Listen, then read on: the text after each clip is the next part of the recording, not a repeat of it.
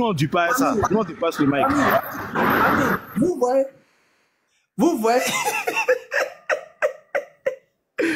c'est-à-dire, regardez, moi, je n'ai jamais dit, je réponds d'abord rapidement à Newgate, je n'ai jamais dit que Dieu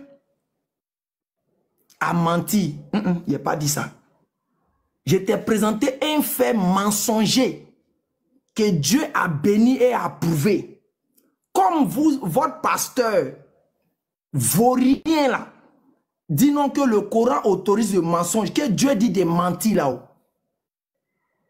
Il y a une scène qui s'est passée, une scène de mensonges éhonté. Là-bas, là, si Jacob savait qu'il a pris la bénédiction de son frère, et si votre Dieu là savait que Jacob avait déjà pris la bénédiction de son grand frère là-haut, pourquoi il est Jacob mené une action de mensonge pour la bénir? Répondez à ces logiques-là. Je me répète encore. Vous dites non que c'est parce que Dieu c'est un Dieu de justice. Ok, il n'y a pas de problème. Que son grand frère a vendu sa bénédiction. Ok, il n'y a pas de problème. Son grand frère a vendu sa bénédiction. Donc la bénédiction, selon vous, est revenue sur le petit frère. Ok, il n'y a pas de problème. Mais si c'est revenu sur le petit frère là-haut, a-t-il besoin encore, selon vous, d'aller fabriquer une ruse, un mensonge, jusqu'à même son papa encore, c'est-à-dire, il est en train de faire croire à son papa des mensonges. Et son papa même a été saisi d'une violence qu'il a appris que Jacob a menti. Si Jacob savait que réellement il avait pris la bénédiction de son frère là-haut, a-t-il besoin de venir faire ce mensonge? Et puis votre Dieu là, si lui il était déjà omniscient, il savait toutes choses, il savait que Esau a vendu sa bénédiction là-haut. Il devait attendre que Jacob fasse cette manigance, aller mentir pour dire, jusqu'à aller enlever peau des animaux, mettre sur sa main et puis venir prendre la nourriture, donner. Vous aussi, soyez sérieux quand même. Quand vous parlez là, vous ne parlez pas aux gens qui sont bêtes quand même. Votre Dieu accepte le mensonge. Et le mensonge qu'il accepte, c'est des mensonges vraiment très éhontés. Pour nous, ce que nous disons là, par rapport à la sourate que vous prenez, ou soit disant, vous dites que Dieu accepte le mensonge. Nous disons que vous ne voulez pas réfléchir, c'est tout. Lequel parmi vous ici, que ce soit douanier, Newgate, Imam le King, Orega ou autre, lequel parmi vous, on commence à faire peut-être du mal aux gens et on cherche son papa, c'est-à-dire on cherche son papa. Lequel parmi vous, on cherche son papa et puis on vient au portail. Un instant. GTR, c'est toi, moi, salam alaikum. Il y a des faits descendre pour faire monter Béni Islam. Non, sans souci, il n'y a pas de souci. Salam alaikum à tout le monde. J'attends, il n'y a pas de souci. Non, mais GTR, lui, il arrive à bien canaliser les choses. Faut pas. Non, mais il faut que non, il n'y a pas de souci. Allez, j'attends pas. Attends, c'est la dame. Oui. Chakadam, moi je peux descendre. Non, fais-moi descendre, garde le frère Jaguar. Non, je descends maintenant, je reviens. Moi je descends, je reviens. Je descends, je reviens. Il m'a pas descendu, il a pas là. Non, l'imam Subhanallah, il faut rester. Moi, je descends. Non, attends, Jaguar, il faut parler. Après, je vais. Ah, il est déjà descendu. Laisse, on fait descendre Jaguar. On va pas se tirer pour ça. Attends. Il y a pied qui encore? Ah, ok, c'est bon. Dans allons-y, bismillah. En famille, regardez la scène qui s'est passée. Dieu bénit un mensonge. Dieu n'a pas béni la vente du droit d'aînesse de choses et so, jamais de la vie. Ne mentez pas, n'allez pas au-delà des Écritures. On a clairement vu une scène de mensonge, de ruse, de tromperie, d'usurpation que votre Dieu a béni. Donc c'est un Dieu qui accepte le mensonge, il accepte l'injustice, il accepte la tromperie. Soyez honnête et acceptez ça. Et si vous acceptez cette logique, que votre Dieu bénit le mensonge, il accepte qu'on fasse la tromperie, on fasse l'usurpation, ne venez pas reprocher au Coran qui vient, c'est-à-dire qui ne vient pas accepter la tromperie, hein, mais qui vient pour préserver la vie. Remarquez, le verset est clair. Le but du verset que votre pasteur prend pour vous distraire là, vous connaissez le sens. Simplement que vous voulez jouer au malhonnête. C'est pour ça que vous dites autre chose du verset. Le verset dit clairement, si des gens viennent pour venir vous tuer, à cause de simplement dire que je suis musulman, là, et puis ils vont t'ôter la vie, hein, Dieu dit, il faut leur dire que tu n'es pas musulman. Et Dieu dit quoi? Alors que ton cœur... Donc, ça veut dire, en réalité, Dieu regarde la profondeur qui se passe premièrement dans le cœur. Dieu ne regarde pas l'hypocrisie que tu vises, l'hypocrisie que tu m'as fait dans la bouille, mais dans ton cœur. C'est ça Dieu regarde. Et Dieu, l'objectif qu'il lui a donné dans ça, c'est la vie qu'il veut préserver. Montrer l'importance de la vie humaine par rapport à une parole que tu as dite qui n'aura pas d'effet. C'est comme ça Dieu, c'est comme ça Allah vise. Et vous êtes ici, là, vous êtes en train de défendre cette forfaiture là-haut. Lequel parmi vous vont venir vouloir tuer son papa, sa petite soeur, et puis il va ouvrir sa beuve là pour dire non, ma petite soeur se trouve ici, ma maman se trouve ici. Vous pouvez faire ça? Toi, douanier, tu es en train de soutenir la bêtise des MENA là. Si toi, aujourd'hui, il y a un conflit au pays ici, et puis ils sont en train de chercher à tuer tes frères là, tu vas ouvrir ta bouche là pour dire non que mon papa, ma maman sont dans cette maison. Tu peux faire ça? Tu peux faire ça? Allez. Il faut t'aider là-bas. Il ne faut pas me dire allez. Oh, je suis pas là pour écouter. Je t'appelle pour répondre parce que... Après, tu vas répondre. Calme-toi, tu vas répondre. Écoute la piqûre. Il n'y a pas de piqûre là. Là, c'est petit là. Attends, allez, attends. Newgate, t'as entendu ce que Imam The King a dit tout à l'heure? Il a dit qu'on coupe la parole, c'est un comportement des enfants de la rue. Donc, voilà. Donc, laisse parler. Sinon, on va te rappeler... tu vois, je ne vais pas prononcer le terme, mais... C'est Imam The King qui dit que quand on coupe, ça veut dire qu'on est des enfants on a un comportement des enfants de la rue. Bon, je pense pas que tu l'es, je dis pas que tu l'es, mais bon, voilà, laisse-le terminer.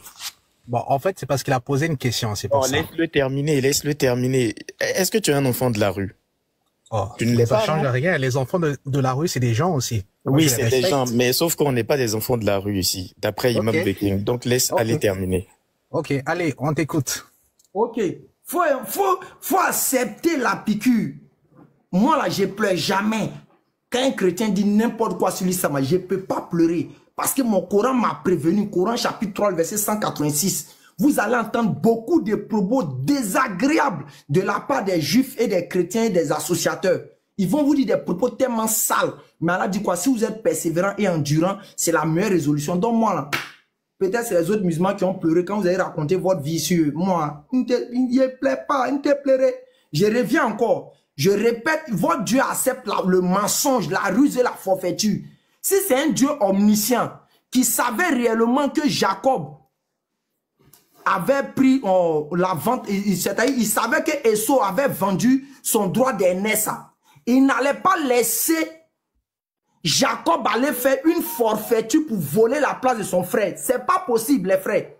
Si réellement votre Dieu omniscient que vous dites, Dieu de la Bible, Jésus-Christ ou je ne sais quoi là, s'il savait réellement que Jacob, Esau avait vendu son droit d'aînesse, et que selon vous, c'est le droit d'aînesse que Dieu a regardé là-haut, il n'allait pas laisser Jacob mener une attitude d'imposteur. Jamais. Dès que Jacob allait venir devant son truc net là, il allait faire une révélation, mais il allait, en tout cas, il allait trouver un moyen que Isaac bénisse Jacob. Sans passer par cette ruse et cette manipulation qu'il a fait. Quelqu'un qui semble chercher les poils pour mettre sur sa main, pour venir montrer à son papa. Chaque Adam, j'imagine, Jacob vient et puis il a mis beaucoup de poils sur sa main, puis il semble déposer ça devant son papa comme ça. C'est un usurpateur selon la Bible. La Bible montre que c'est un usurpateur. Et lui-même, il ouvre sa bouche pour dire quoi? Hé, maman, papa va dire que je suis un menteur. Donc Jacob même, il savait que le droit d'aînesse que son frère l'avait vendu là, ça n'avait rien à voir avec ce comportement qu'il a en train d'adopter. Si réellement Jacob savait que le droit d'aînesse qu'il avait, le droit d'aînesse que son frère, son grand frère l'a vendu là, il n'allait pas venir s'arrêter pour dire, hey, je suis en train de faire un mensonge, que c'est dangereux. Parce qu'il sait que déjà, ils ont vendu le droit d'aînesse. Mais parce que ça n'avait rien à voir, ça n'avait aucun rapport qu'il allait faire cette forfaiture que la Bible met sur lui. Et vous dites non, qu'il n'était pas encore prophète. Vous ne savez pas quand déjà quelqu'un vient naître là, Dieu l'inspire derrière de sages paroles avant qu'il ne rentre en plein dans son ministère. Vous ne savez pas ça. Je répète, votre Dieu accepte le mensonge. Votre Dieu accepte la ruse. La Bible dit, l'animal le plus rusé, c'était le serpent qui symbolisait le diable. Et Jésus a dit, le père du mensonge, c'est Satan. Et si on va selon la logique des menaces, si le père du mensonge, selon Jésus, c'est Satan, et que Jacob a menti là, selon votre Bible, Jacob est le fils de qui en ce moment? De façon spirituelle, Jacob est le fils de qui? Au moment où il fabriquait ce mensonge là, selon la Bible, il était le fils de qui? Et votre Dieu là, pourquoi il vient bénir le mensonge de Jacob? C'est que c'est un Dieu qui participe à ça. Et reconnaissez ça aujourd'hui. Si vous acceptez ça, c'est que Mohammed aussi, s'il a dû faire, selon vous, s'il a dû faire des actes, vous ne devez pas le condamner. C'est pour ça qu'il dit, il n'y a aucun chrétien jusqu'à la fin des temps qui pourra prouver, il dit bien, qui pourra prouver avec la Bible, il dit bien la Bible, hein, que Mohammed est un imposteur. Aucun chrétien. Vous n'allez que simplement prendre votre mentalité de l'Occident pour venir distraire les gens dans les débats. Tout chrétien qui parle en dehors de la Bible, c'est un mécréant. Donnez les versets. Bismillah. Ok. Merci bien, Attendez, frère. Allez. Pardon. Salam alaikum wa rahmatullahi wa barakatuh, Ben Islam. Wa alaikum salam wa rahmatullahi wa barakatuh. Salam alaikum, imam.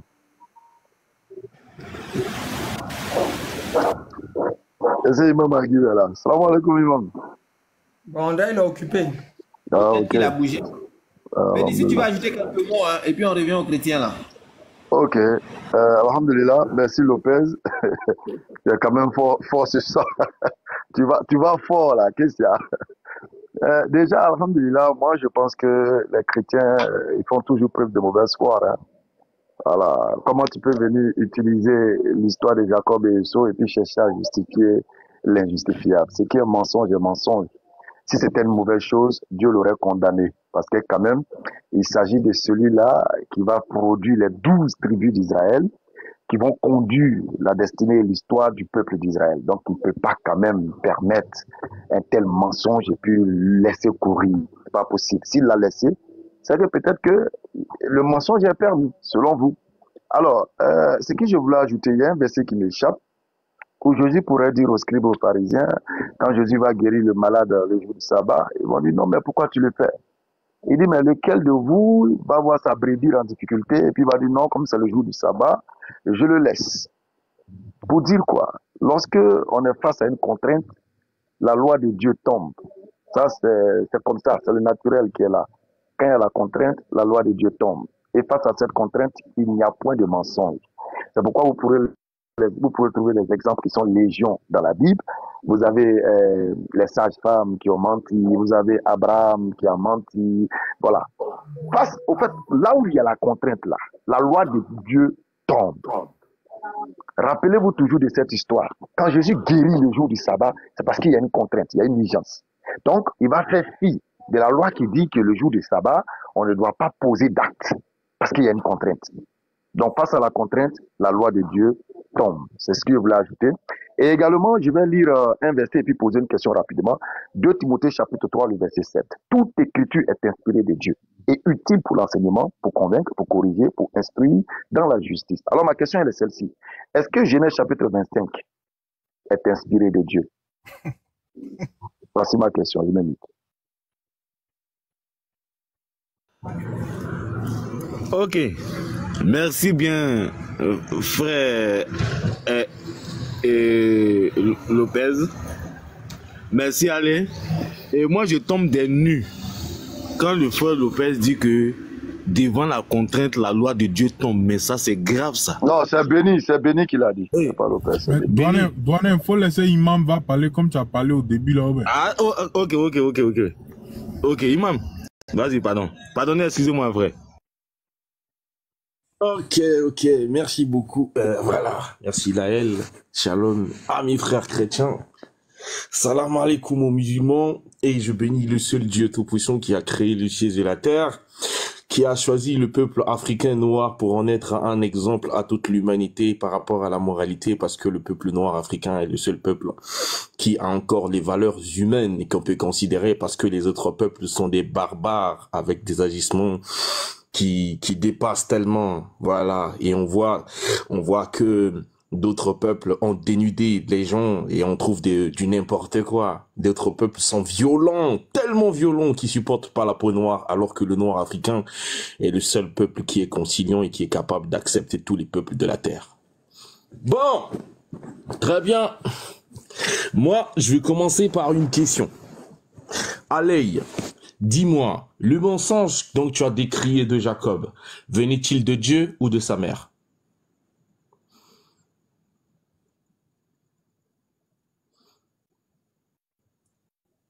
Aley, t'es là?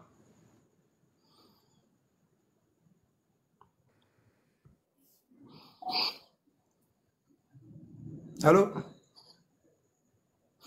Ouais, je te pose une question. Le mensonge dont tu as décrié de Jacob, selon le texte que tu as sorti, venait-il de Dieu ou de sa mère? Il venait de sa mère. Merci. La possibilité de mentir face à la contrainte dans le Coran, vient-il de Muhammad ou de Dieu? Elle vient de Dieu. Est-ce qu'on peut comparer la volonté d'un humain et la volonté de Dieu? On ne peut pas comparer. Merci. Voilà. Merci beaucoup. Donc, pour vous montrer, les frères, hein, c'est inutile de venir refaire le débat qui s'est passé là-bas et tout. Tout ce qu'on entend, des arguments. Hein. Voilà. Bon, Laël, je te laisse la parole. Moi, je pense que j'ai terminé. J'ai fini avec ça. Je t'écoute, Laël. Ok, merci. En fait, ce que je voulais dire, c'est que l'histoire de Jacob part du fait que, d'abord, Dieu dit que le petit frère va dominer sur le grand frère. En quel sens? On ne sait pas. Mais Dieu a dit que le petit frère va dominer sur le grand frère. Et deuxième événement qui se passe, il y a l'épisode où Ésaü a faim, il a besoin de nourriture et il pense que, ok, dire je te vends mon droit d'aînesse, c'est quelque chose de banal. Donc bon, ok, il n'y a pas de souci. Mais alors que il y a une prophétie qui a été faite sur les deux. C'est-à-dire que Jacob devait dominer sur Ésaü. Donc normalement, pour que Jacob domine sur Ésaü, il ne doit pas prendre la bénédiction de son père. Il ne doit pas prendre la bénédiction. Mais comment cela va se faire? Et Ésaü qui vend son droit d'aînesse à son grand frère, à son petit frère. Ce qui veut dire que, comme le frère Douané a dit au début, ce qui veut dire qu'il lui cède sa place de grand frère. Mais quand cette transaction-là se passe, là, le papa, il n'est pas là. Le papa n'est pas présent. Donc, et Jacob, il fait part de cela à sa mère. Donc, lorsque Isaac est sur le point de mourir, sa mère lui dit, ok, il est temps maintenant pour toi de prendre la bénédiction de ton père, vu que ton grand frère t'a vendu son droit d'aînesse, donc c'est toi qui dois prendre la bénédiction. Et lui, il se dit, mais moi, j'ai pas la morphologie d'Ésaü, j'ai pas parce que Ésaü est velu, tout ça, moi, j'ai pas ça. Donc, je fais comment? Et sa mère met le stratagème en place. Mais il faut se rappeler au début que c'est à sa mère que l'ange a dit que le petit frère va dominer sur le grand frère. Et cette histoire de transaction entre droit d'aînesse s'est passée. Donc, logiquement, Dieu n'approuve pas le mensonge, mais Dieu laisse faire. Il y a beaucoup de situations où Dieu laisse faire parce que ça dépend de nous-mêmes. Ça dépend de nous-mêmes, de notre volonté à pouvoir faire les choses. Je prends un exemple simple, tout simple. Dans le jardin d'Éden, Dieu était présent. Quand Ève allait prendre le fruit pour manger, il pouvait l'arrêter, mais il a laissé faire. Il pouvait l'arrêter, mais il a laissé faire. C'est pas parce que Ce qu'elle est en train de faire là, c'était une bonne chose. Qu'il allait, non. C'était pas une bonne chose, mais il a laissé faire. C'est la même chose qui s'est passée avec pour Ésaü et Jacob.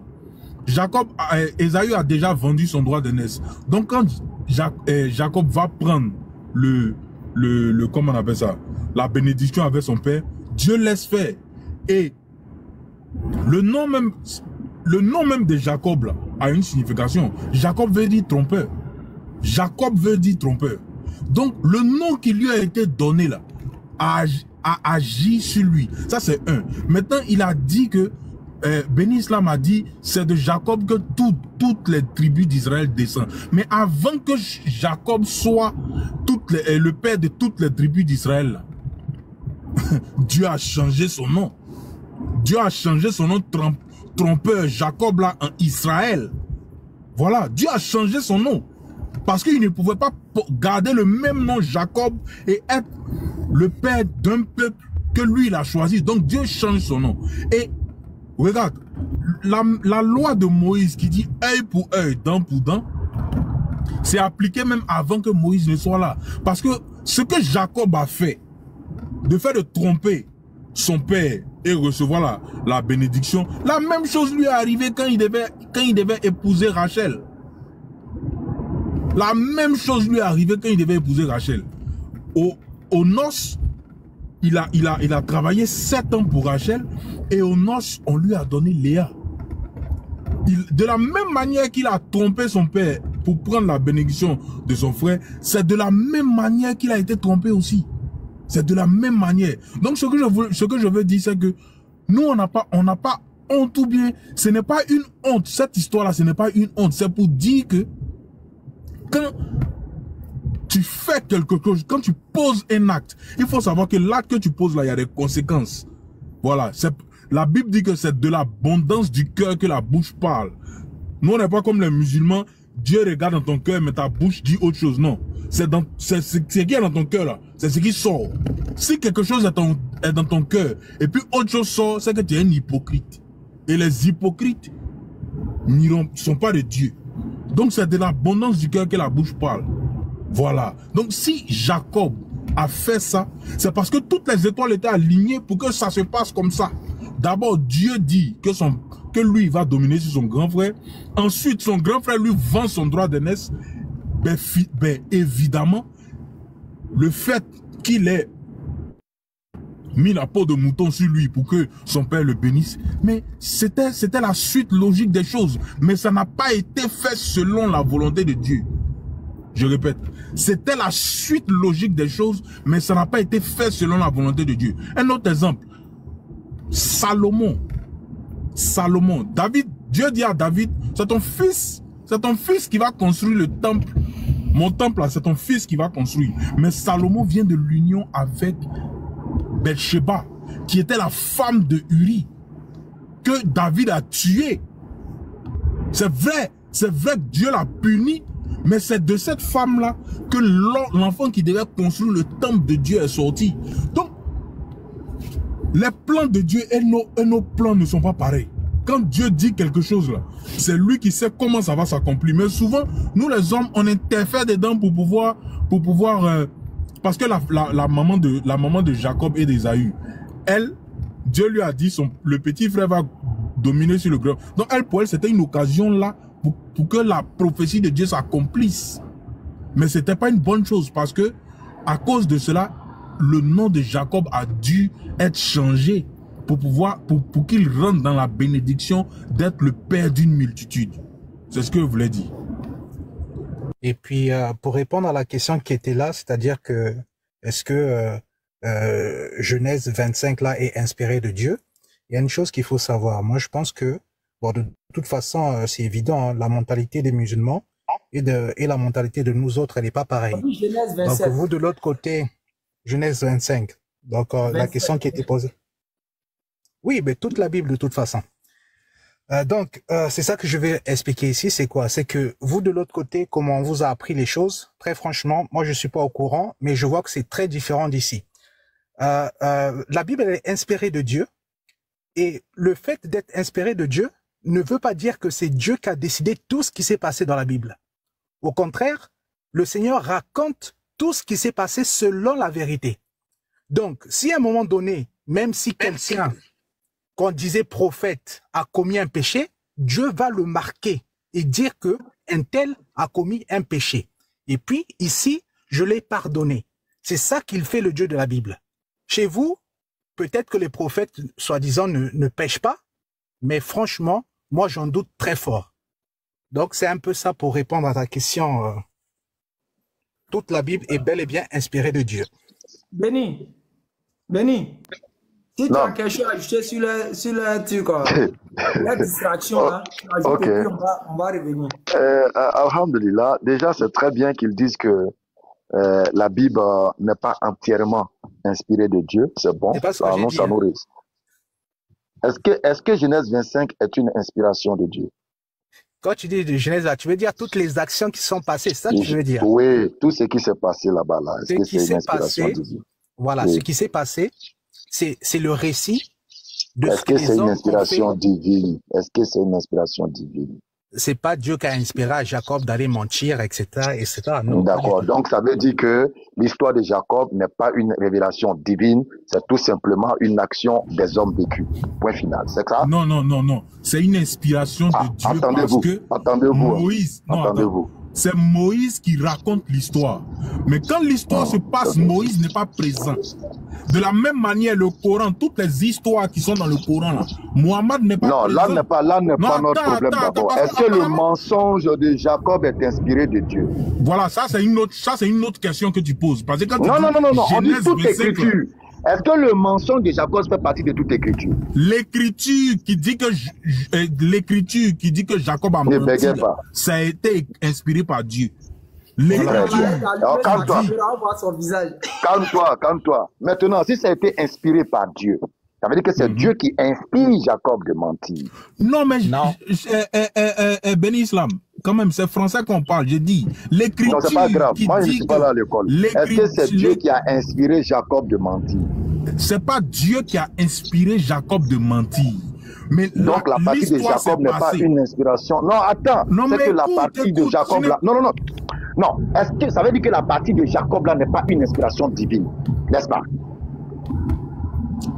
Mais qu'est-ce que tu racontes? Qu'est-ce que tu racontes au fait?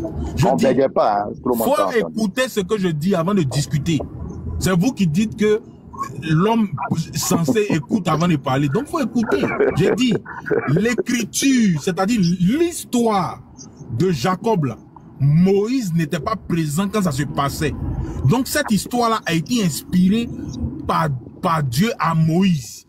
Mais les actions repose qui ma se sont passées question. dedans, là, Oui. les actions qui se sont passées dedans, là, ce sont des hommes qui ont fait ces actions-là. Mais c'est l'histoire Donc, ce ne sont qui est... pas des... Ok. Donc, ce ne sont Pour que pas nous, des on actions puisse- inspirées à temps. Ce ne sont pas des actions Voilà. inspirées de Dieu. Ce ne sont pas des actions inspirées par Dieu, non. Mais Mets-toi, l'histoire a été inspirée mets-toi. par Non, Dieu à Moïse. mets-toi. Qui parlait Voilà. tout à l'heure? Qui a dit que Jacob signifie le trompeur, là? Si le nom de Jacob signifie le trompeur, C'est est-ce moi que qui le dis ça. trompeur... Oh, ok. Si le nom de Jacob signifie le trompeur, ça veut dire que c'est déjà une annonce, une prophétie divine disant que Jacob, dans le plan de sa destinée, doit mentir avec l'onction de Dieu. Vrai ou faux? Comment ça doit mentir avec l'onction de Dieu? Est-ce que ce que tu dis là, tu t'entends? Eh Dieu, c'est français, hein? C'est pas Wobé, c'est Bon, pas d'accord. Guéré. Ismaël sera un âne sauvage. Est-ce que c'est prophétisé faut laisser qu'il sera Ismaël un âne parler, sauvage? frère. Mais c'est comme Je ça. ne parle pas de ça. Normalement, Je ne parle pas de normalement ça. là, quand On ne parle pas de ça. quand vous ne On ne comprenez parle pas les choses, on doit faire le parallélisme avec l'islam. On Comme ne ça, ça parle rentre. pas d'Ismaël. Laisse Ismaël. Restons sur Jacob. Est-ce que le nom de Jacob, là, parce que tu l'as dit tout à l'heure, tu dis que c'était un nom révélateur, c'est un nom parce que Dieu ne donne pas un nom comme ça. Quand il donne un nom, le nom est en accord avec la mission de l'homme qui porte le nom, selon l'encyclopédie catholique. Non, maintenant, je veux savoir, le nom de Jacob, là, c'est Dieu qui l'a donné, trompeur. Donc, ça veut dire que dans sa destinée, Dieu allait mettre en lui cet état d'esprit de mensonge. Vrai ou faux? Non, tu sais, écoute, Dieu est omniprésent, est omnipotent et est omniscient. Donc, il connaît l'avenir. C'est un trompeur, oui ou non? Mais c'est un trompage, c'est moi-même qui a dit ça. Avec l'onction de Ça qui? ne pas- Non, avec l'onction de qui? Il est trompé avec l'onction de Avec qui? l'onction de qui, comment? Avec l'onction de qui? Qui lui a comment? donné l'onction là? Qui lui a donné l'onction de tromperie là? Donc, toi, quand tu Personne mens, lui a donné l'option de compétir. Attends, qui donne le nom? Qui lui a donné ce nom, Jacob, là? Qui lui a donné? Qui lui a donné comment? Mais c'est sa nature, c'est pour ça que Dieu lui donne. Vu qu'il sait ce qui se passe. Dieu lui donne. Oh, Jacob n'est pas n'importe qui auprès de Dieu. Est-ce que Jacob est n'importe qui auprès de Dieu? Jacob est n'importe qui comment? Est-ce qu'il est n'importe qui auprès de Dieu, Jacob?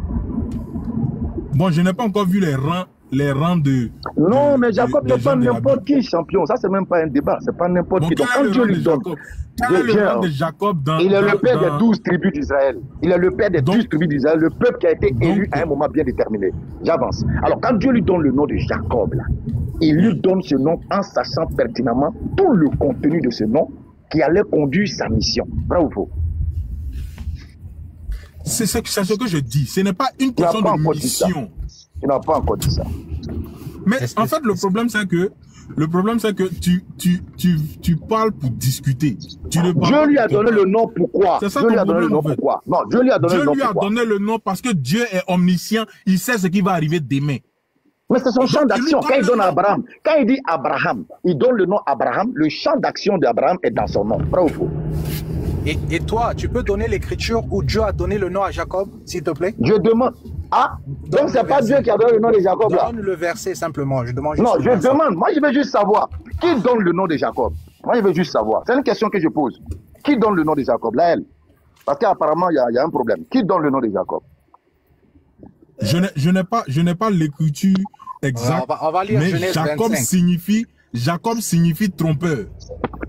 Je sais pas qui donne le nom exactement, mais j'ai pas l'écriture en tête. En fait, mais Jacob signifie trompeur. Genèse 25, verset 26. Il est écrit: ensuite sortit son frère, tenant de sa main le talon d'Ésaü. C'est pourquoi il fut appelé Jacob. Isaac était âgé de temps en temps. Bon. On dit juste qu'on lui a donné le nom de Jacob. On ne nous dit pas que c'est Dieu qui lui a donné. Le nom que Dieu lui a donné, c'est Israël. Fais une pause. Non, fais une pause. On lui donna le nom de Jacob. Et à partir de ce nom, qu'est-ce que la suite des événements nous donne? Nous donne une action de tromperie. Est-ce que Jacob donne ce nom parce qu'il sert par avance que Jacob sera un trompeur? Ou bien c'est une inspiration divine? Bon, ça, et demi-toi. Non, là, pardon. Nugget, demi-toi. Nugget. Tu es allé chercher. Voilà, je repose la question. Je veux savoir. Lorsque Isaac, ou je ne sais pas qui, donne le nom Jacob, est-ce qu'il savait par avance que cet enfant sera trompeur? Mais comment Isaac pouvait savoir alors dans ce cas-là, pourquoi il donne un nom avec le sens de trompeur à son fils? Et puis après, son fils trompe. Pourquoi? Toi, quand tu donnes le nom à tes enfants, tu sais ce que tes enfants vont devenir? Quand tu donnes un nom, tu es censé connaître le sens et le contenu du nom. Et puis en plus, Isaac n'est pas n'importe qui. Bon, c'est bon, moi j'ai fini. Ah non, tu ne peux que finir. Tu ne peux que finir. Parce que ça te rattrape.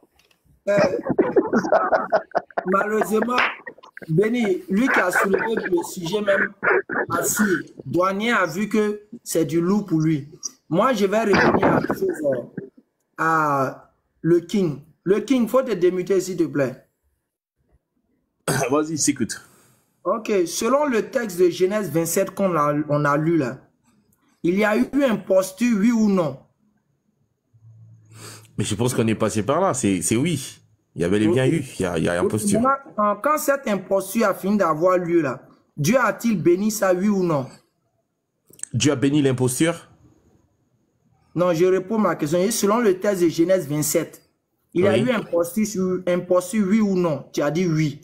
Oui. Et je dis, et selon ce même texte là, Dieu a-t-il accepté la bénédiction sur cette imposture, oui ou non? Dieu a fait quoi? Dieu a-t-il accepté la bénédiction sur cette imposture, oui ou non? Bah, lisons le texte pour voir si Dieu a accepté l'imposture. Vas-y, redonne le texte, on va le lire. Genèse 27, à partir du verset 1 jusqu'en bas. Oui, vas-y, lis. Faut lire devant tout le monde. Où est-ce que Dieu a accepté cette imposture? Faut relire. Cheikh Adam, faut relire. Il dit qu'on va relire. Mais on a déjà lu... bah vas-y, si tu veux te fatiguer chez Adam, vas-y. Mais on a déjà lu... bah vas-y, chez Adam, pardon, excuse-moi. Ouais, c'est ça. On veut me fatiguer.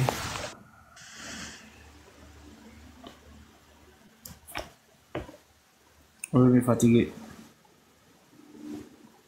Bon, on va prendre une partie simplement. Hein.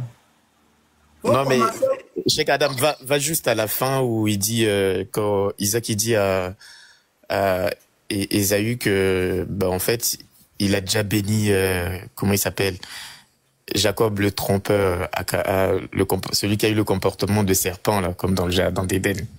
Vas-y, va directement là-bas. C'est bon?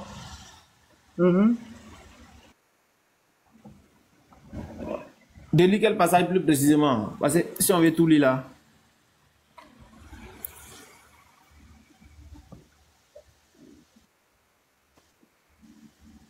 Viens un peu. Ok. Regarde. Ah. Reviens.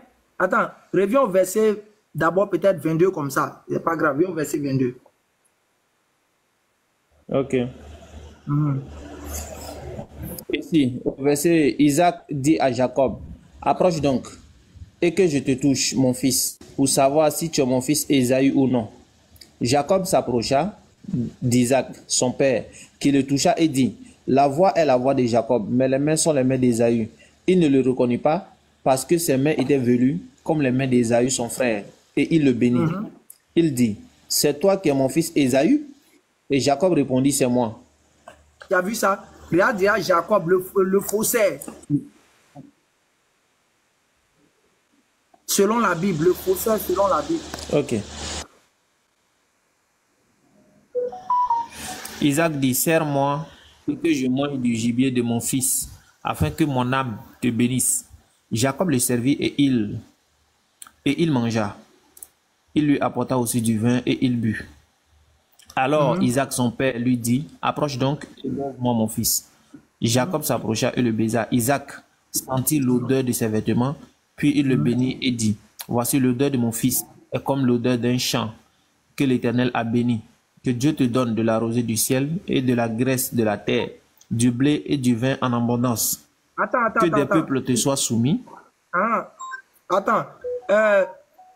Viking, Dieu a-t-il accepté ces bénédictions de Jacob, oui ou non? Mais non, le texte que tu lis, ça prouve que tu comprends même pas ce que tu lis. Non, Celui qui bénit. Non, on n'est pas dans le texte que tu lis. Mais je dis non. Quand tu me posais des questions... Je t'ai dit non, je viens de répondre non. Quand tu me posais des questions ici, je n'ai pas discuté, je ne suis pas allé dans l'affaire, je suis bien que je pouvais dire autre chose. Je dis, est-ce que les bénédictions que Jacob a fait, est-ce que les bénédictions que Jacob a fait à son fils usurpateur selon la Bible, Jacob là, ça a été accepté par Dieu, oui ou non? Enfin, déjà c'est Isaac, c'est pas Jacob. Donc, est-ce que les bénédictions que Isaac a fait sur son fils Jacob, pensons que c'était Ésaü, ça a été accepté ou non? Je te dis, tu ne comprends même pas le texte. Le texte ne dit pas que c'est Dieu qui bénit Jacob. C'est Isaac par la coutume qui existait, comme aujourd'hui. Et ça, je le dis pour tout le monde. J'ai pas dit voilà. Non, mais quand il le bénissait là, c'est son père qui le bénit, frère. Calme-toi. Quand il le bénissait là, ces bénédictions là, il le fait avec l'onction de Dieu. Il bénit pas parce qu'il a envie de bénir. Toutes les mais paroles ça, tu peux pas prouver ça. Ça, tu peux pas prouver ça. Monsieur, calme-toi. Toutes les paroles qu'il dit là, une seule personne réalise ça, c'est Dieu. Arrêtons d'être malhonnêtes. Une seule personne qui réalise toutes les paroles qu'il disait sur Jacob là. La seule personne qui réalise, c'est Dieu. À moins que tu ne viennes nous dire ici que ces paroles que Isaac a fait sur Jacob là, ça ne s'est pas réalisé. Arrêtons d'être malhonnêtes, monsieur. Tu sais pertinemment que ces bénédictions que Jacob a fait, Isaac a fait sur Jacob, ça s'est réalisé. Puisqu'il a invoqué Dieu. Il dit que Dieu te fasse, que tu sois ici. On ne voit ça, l'Éternel pas si tu veux venir nier quoi ici. Tu sais pertinemment où on va venir. On t'a posé la question. Si tu peux me donner un petit temps après. Il n'y a pas de problème. On t'a posé la question. Dieu a-t-il accepté les bénédictions que Isaac a fait sur son fils, oui ou non? Réponds simplement. En fait, tu parles par ignorance. Je comprends. Il n'y a pas de problème. Je parle Et pas maintenant, ignorance. Il a accepté, oui ou non? J'ai déjà répondu à cette question, c'est parce que tu m'entends même pas. J'ai déjà répondu à cette question. Maintenant, si toi tu as le contraire, apporte-moi les preuves dans la Bible. Où est-ce que tu trouves ce que Jacob dit ici dans ce texte-là? Montre-moi un texte qui prouve ce que Isaac a dit sur ce qu'il dit là. Donne-moi un texte qui prouve que Dieu a agréé ça, c'est tout. Ok, on va faire simple. Voilà. Vas-y, Béni, vas-y. Bonsoir, Viking. Bonsoir. J'espère que tu vas bien. Oui, très bien, par la grâce de Dieu. Ok. Nous savons tous que Jésus, selon le livre de Jean, il a dit que c'est Dieu qui lui met les paroles dans la bouche. Nous sommes d'accord? Oui, très, très d'accord. Ok. Luc chapitre 6, le verset 46. Pourquoi m'appelez-vous Seigneur, Seigneur, et ne faites-vous pas ce que je dis? Celui qui ne fait pas ce que Dieu dit et fait autre chose, est-il trompeur, menteur? Quel est son qualificatif? Mais celui qui ne fait pas ce que Dieu lui demande de faire, il désobéit, c'est tout. Oui, c'est un trompeur. Il fait le contraire, c'est un trompeur. Non, c'est pas forcément un trompeur. Il désobéit, c'est tout. Du moment où tu dis c'est pas forcément, ça veut dire qu'il est donc toi, tu es un trompeur, c'est ça, Béni? Non, j'arrive. Lévitique chapitre mais je viens à toi. 19. Est-ce que toi, tu es un trompeur? Lévitique chapitre 19, le verset 11. Est-ce que toi, tu es un trompeur? Lévitique chapitre 19, le verset 11. Est-ce que toi, tu es un trompeur? Vous ne déroberez point. Et vous n'userez ni de mensonges, ni de tromperies les uns envers les autres. Mais Lévitique chapitre 19, le verset 11. Vous ne déroberez point. Et vous n'userez ni de mensonges, ni de tromperies les uns envers les autres. Est-ce que c'est une loi qui est valable?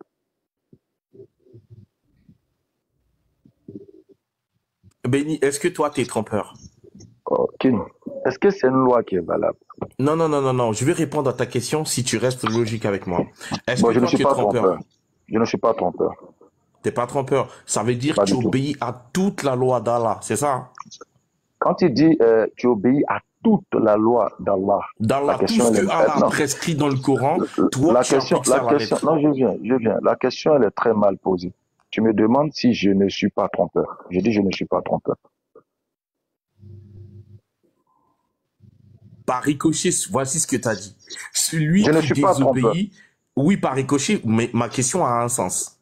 En fait, c'est ça. Maintenant, donne-moi un élément. Donne-moi un élément. L'air, en fait. Non, donne-moi une loi de Dieu. Donne-moi une loi de Dieu. En fait, tu parles une loi d'Allah. Donne-moi une loi d'Allah. Gagnons du temps. Donne-moi une loi d'Allah. J'ai dit je ne suis pas trompeur. Tu as parlé de la loi d'Allah. Donne-moi une loi d'Allah. À partir de là, on va voir. Ici, Béni, voici ce que tu as dit, Béni. Béni, voici ce que tu as dit. Bon, vas-y, parle. Voilà. Ou bien tu parles en l'air, en fait. Tu as dit qui a mis les mots dans la bouche de Jésus. Est-ce que c'est Dieu, oui ou non? Je t'ai dit que c'est Dieu.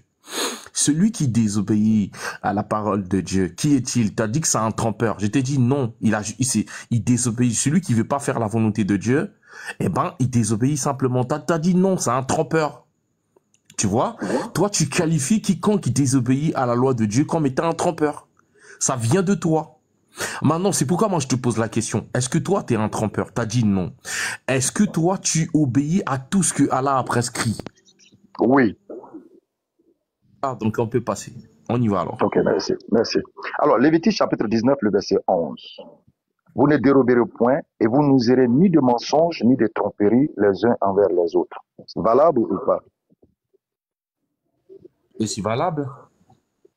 Est-ce que Jacob a usé de tromperie? La loi n'est pas rétroactive. À l'époque de Jacob, il n'y avait pas cette loi. D'accord. À l'époque de Jacob, il n'y avait pas cette loi. Alors, la question que nous, on te pose, c'est de savoir, montre-nous un acte blâmable que Dieu n'a pas blâmé dans la Bible. Parce que quand on regarde, on vous a cité des faits qui sont clairs. Abraham a menti, mais il est demeuré l'ami de Dieu. Les sages-femmes ont menti, Ils sont demeurés pardon, ils ont reçu les bénédictions. Rahab, la prostituée, elle a menti et cela lui a valu les bonnes grâces de Dieu. Mais elle a menti dans quel sens? Pour sauver la vie des prophètes qui s'étaient cachés chez elle. Alors je veux savoir, est-ce que Rahab a menti ou bien elle a posé une action pour sauver des vies? Est-ce que Dieu l'a récompensée pour cela? Si oui, pourquoi Dieu l'a récompensée malgré qu'elle ait menti? D'accord. Déjà, parce que tu passes très vite sur des sujets très importants, est-ce que toi, tu estimes, avant que je réponde à ta question, est-ce que toi, tu estimes que Lévitique devait s'appliquer sur Jacob? Parce que tu as voulu faire... Ouais. King, ta ruse ne passera pas avec moi. Non, je veux savoir, moi je suis pas rusé. Non. Lévitique. Non, écoute. Entre nous moi, deux, je sais que la loi. Écoute-moi. On sait qui est rusé. Non, moi, je suis pas rusé, moi. Ta ruse là, moi, je ne vais pas rentrer dedans. Ça fait 2 fois que tu veux ruser. Entre nous deux ici, on sait qui est rusé, laisse ça, Béni.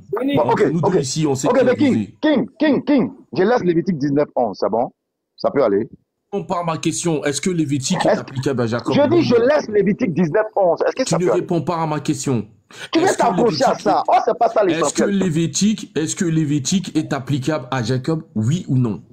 Bon, d'accord. Lévitique n'est pas applicable à Jacob, c'est bon? Voilà. Donc, on sait maintenant, je te pose la question. Rahab la prostituée. A-t-elle menti pour sauver la vie des prophètes? Si oui, est-ce que Dieu l'a condamné pour cela? Rahab la prostituée a-t-elle menti pour sauver les vies? Oui, elle a menti pour sauver les vies. Maintenant, est-ce qu'elle a été récompensée? Oui, elle a été récompensée parce qu'il y a des hommes qui ont pris... Sur la base de quoi? Oui, sur la base d'un serment que 2 personnes ont fait à cette femme. Et donc, quel serment? Mais si tu veux, on peut lire le texte, en fait. Sur la base d'un mensonge. C'est pas d'abord un serment. Non. Il y a un mensonge qui derrière. Non. La femme a protégé des espions, d'accord? Et ces espions, puisqu'elle a sauvé la vie à ces gens, ils ont fait un pacte. Par mensonge ou vérité? Non, par mensonge ou pas? Elle a menti, je pèse mes mots. Elle a menti, Bénice. Mais seulement, attends, elle n'a pas menti sous l'ordre de Dieu. C'est pas Dieu qui lui a demandé de mentir. Est-ce que Dieu a condamné un mensonge là? Est-ce que Dieu a condamné? Parce que c'est un mensonge. Oh, Dieu n'aime pas le mensonge. Est-ce que Dieu a condamné? Oh, c'est pas possible. Donc, en fait, Dieu doit descendre partout où les hommes montent. En fait, est-ce que Dieu a condamné? Est-ce que Dieu aime le mensonge? Mais est-ce que Dieu a une alliance avec cette femme? Est-ce que Dieu aime le mensonge? Non, est-ce que Dieu aime le mensonge? Mais pas du tout. Est-ce que Rahab a menti? Les prophètes, cette femme-là. Mais elle a menti. Attends, est-ce que Rahab a menti, non? Rahab a menti, non? Mais est-ce que Dieu l'a condamné? Est-ce que Dieu l'a condamné pour ce mensonge? S'il te plaît, mute-toi. Rahab, qu'est-ce que tu racontes, Béni? Oubal, mute-toi, s'il te plaît, Oubal. Allez-y en enfer. Oubal. Oh, faut faire descendre lui là. Jacques Adam, c'est où? Attends, Béni. Attends. Passez-vous là. Wiki, mais laisse-les échanger, mute-toi. Non, chef, Habibi, faut laisser. Faut faire descendre Oubal. Alors, je répète ceci. Le mensonge, Dieu ne l'aime pas, selon vos propos. Rahab ment. Et le mensonge de Rahab ici, c'est pour sauver des vies. Ah, Dieu n'a pas dit à Rahab, mais pourquoi as-tu menti? Il fallait laisser les prophètes mourir. Le mensonge est une mauvaise chose. Mais bien au contraire, Rahab reçoit même les honneurs de Dieu. Parce que si les envoyés, les prophètes de Dieu, donnent de l'honneur à Rahab, ce n'est pas eux, c'est Dieu. Puisqu'un prophète ne parle que selon la volonté de Dieu. Parce qu'ils ne peuvent pas prendre d'engagement comme ça devant Rahab, ils sont des envoyés. Alors, je repose encore la question clairement. Nous sommes d'accord déjà que Rahab a menti pour sauver des vies. Est-ce que son mensonge a été condamné par Dieu? Ou bien est-ce que cela lui a valu même la bonne grâce de Dieu? Voilà, déjà tu débites beaucoup de choses vraiment en l'air, Béni. Je sais même pas pourquoi tu fais ça. Je te connais un peu mieux que ça. Béni, j'aime mieux qu'on passe à autre chose. On va expliquer aux gens. Ce gars-là, il est venu pour juste faire... C'est vrai, tu as raison, effectivement. Voilà, mais laissez-moi répondre. Non. Laissez-moi répondre. C'est pas respectueux, laissez-moi répondre. C'est bon, faut garder ta réponse. Laisse-moi y continuer. Voilà, parce que voilà, c'est le résultat en fait. Raison, c'est bon. On joue pas ça avec moi. Faut jouer ça avec d'autres personnes. Il n'y a pas de problème. Ceux qui sont connectés vont comprendre. C'est pas parce qu'un menteur va refuser d'accepter. Non, mais en fait, l'amalgame qu'on fait ici, c'est que... Attends, je dis un truc rapide et puis tu vas parler. En fait, le problème, c'est que il dit que Rahab a hébergé des prophètes. Ah, Laël, merci. Islam, c'est ce que tu as dit. Il débite des choses Laël, qu'il ne maîtrise même pas. est-ce que Rahab devait les dénoncer parce que Dieu n'aime pas le mensonge? Est-ce que ce sont des Ou bien- prophètes? Parce que tu dis, Non, je viens. tu dis que ce sont des prophètes. Et Mais j'ai dit, pourquoi? Attends, tu dis que ce sont des Pourquoi vous prophètes. aimez, elle a menti ou pas? Béni, mais ce que tu dis dans Elle a menti là, regarde, tu dis que. Attends, Là, s'il te plaît. Salam alaikum wa rahmatullah. Wa alaikum salam wa rahmatullah. Béni, tu m'as envoyé ton salam, j'étais en train de faire nafila, j'étais en train de faire la prière là. Voilà, c'est bon. Vraiment, je veux que, comme moi j'aimerais, bon, je sais pas, Imam Viking, bon, il se passe, lui, il a déjà fini. Mais Béni Islam, les mêmes questions que tu as posées à Imam Viking, j'aimerais que tu poses les mêmes à Laël. Vraiment, j'aimerais qu'on soit. Moi, après, je vais poser quelques questions à Imam Viking hein, par rapport au mensonge et la vérité. Voilà, nous allons parler un peu sur la logique. Mais vraiment, la méthodologie vraiment de Béni Islam, j'aimerais que tu poses la même question là aussi à Laël. Vraiment, j'aimerais qu'on soit honnête intellectuellement.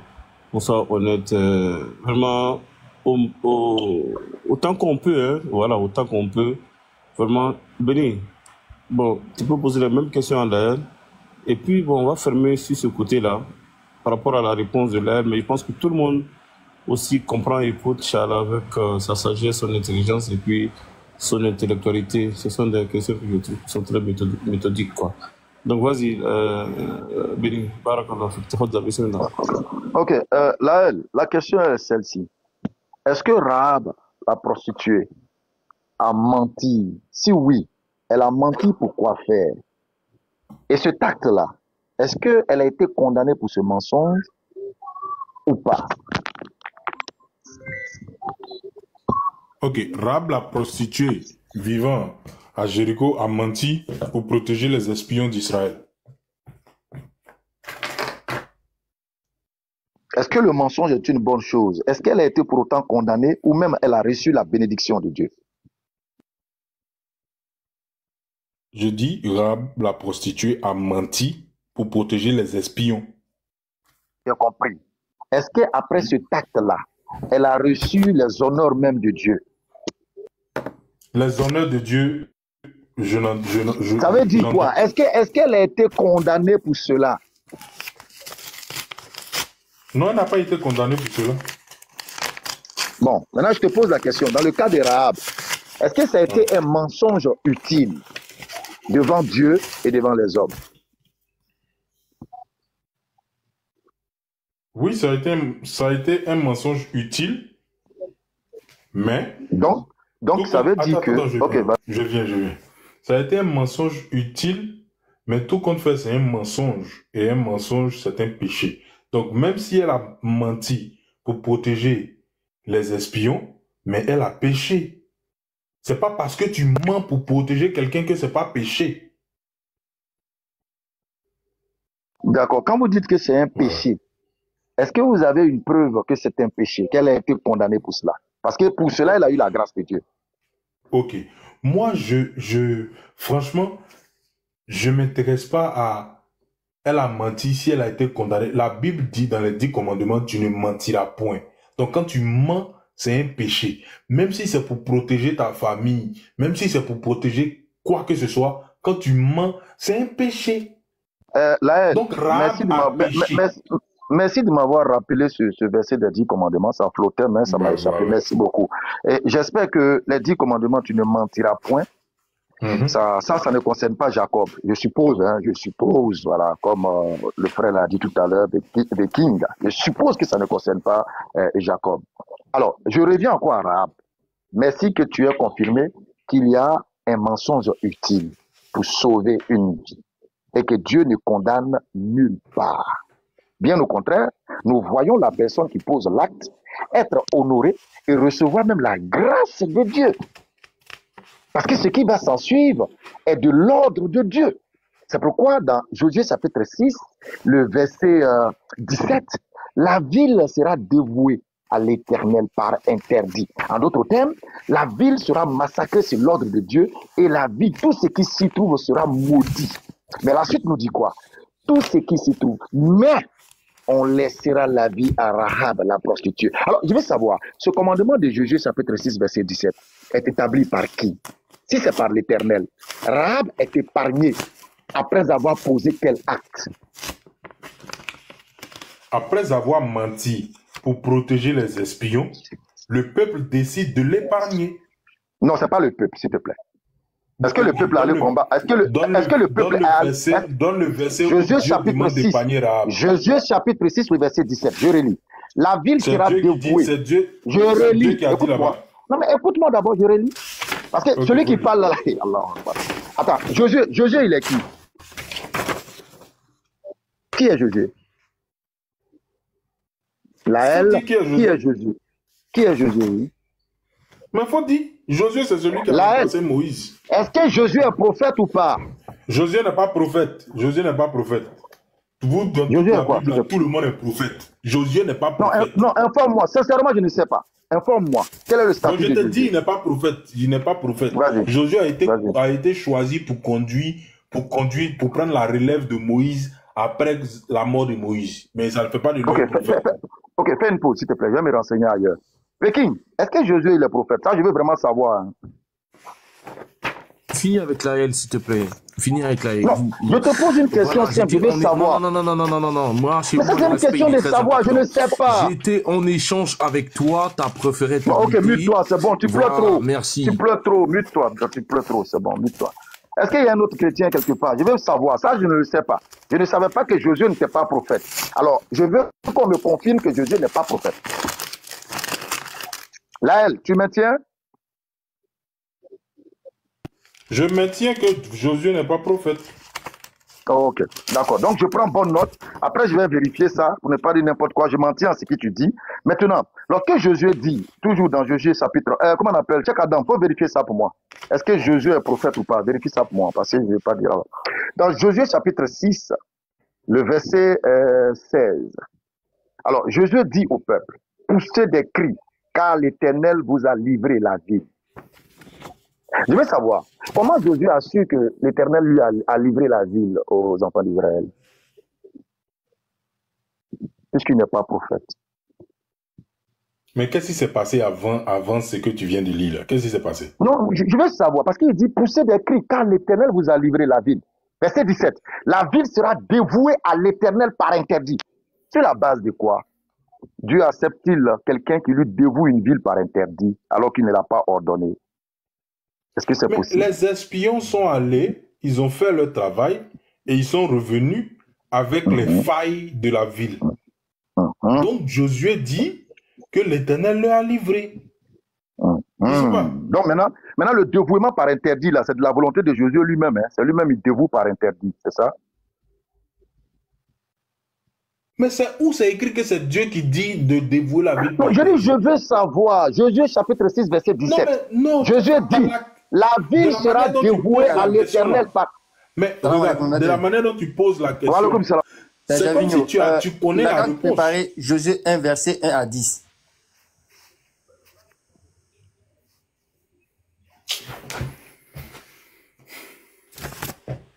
Il paraît que Josué est un prophète. Josué chapitre 1. Oh non, imam. Et Sabari, on va lire, on va vérifier ensemble. Parce qu'il vient de dire que Josué n'est pas prophète. Tellement il sait ce qui arrive là, c'est fort. Donc il a dit, on va vérifier. Faut pas, on va dire n'importe quoi. Allons-y doucement.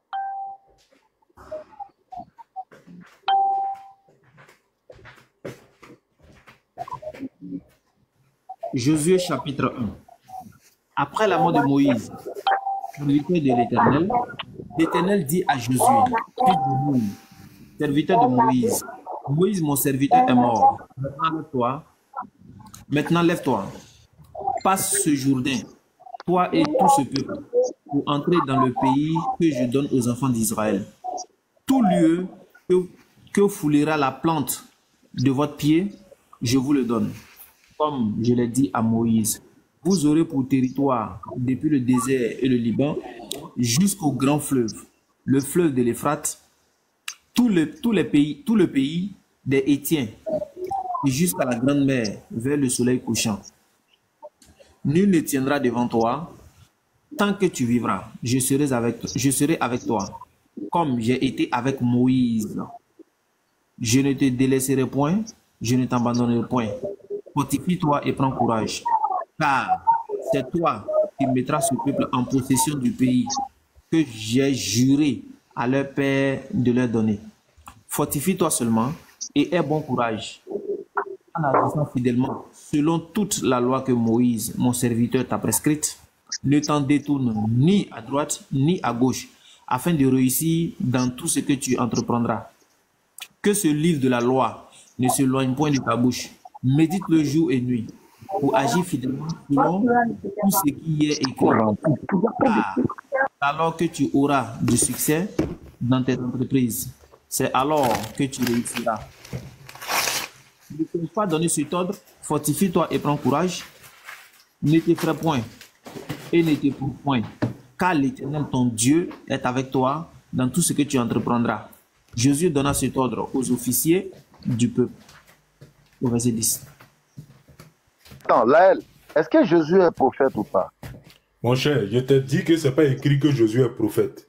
Donc tu dis que tu vas me prouver qu'il est prophète. Il faut prouver. Attends, non, attends. Est-ce que Jésus est prophète? Il n'est pas prophète. Tu viens d'ajouter un élément. Tu dis c'est pas écrit. Okay, c'est pas écrit, il n'est pas prophète, c'est tout. S'il y a un verset, moi je ne suis pas quelqu'un qui connaît toute la Bible.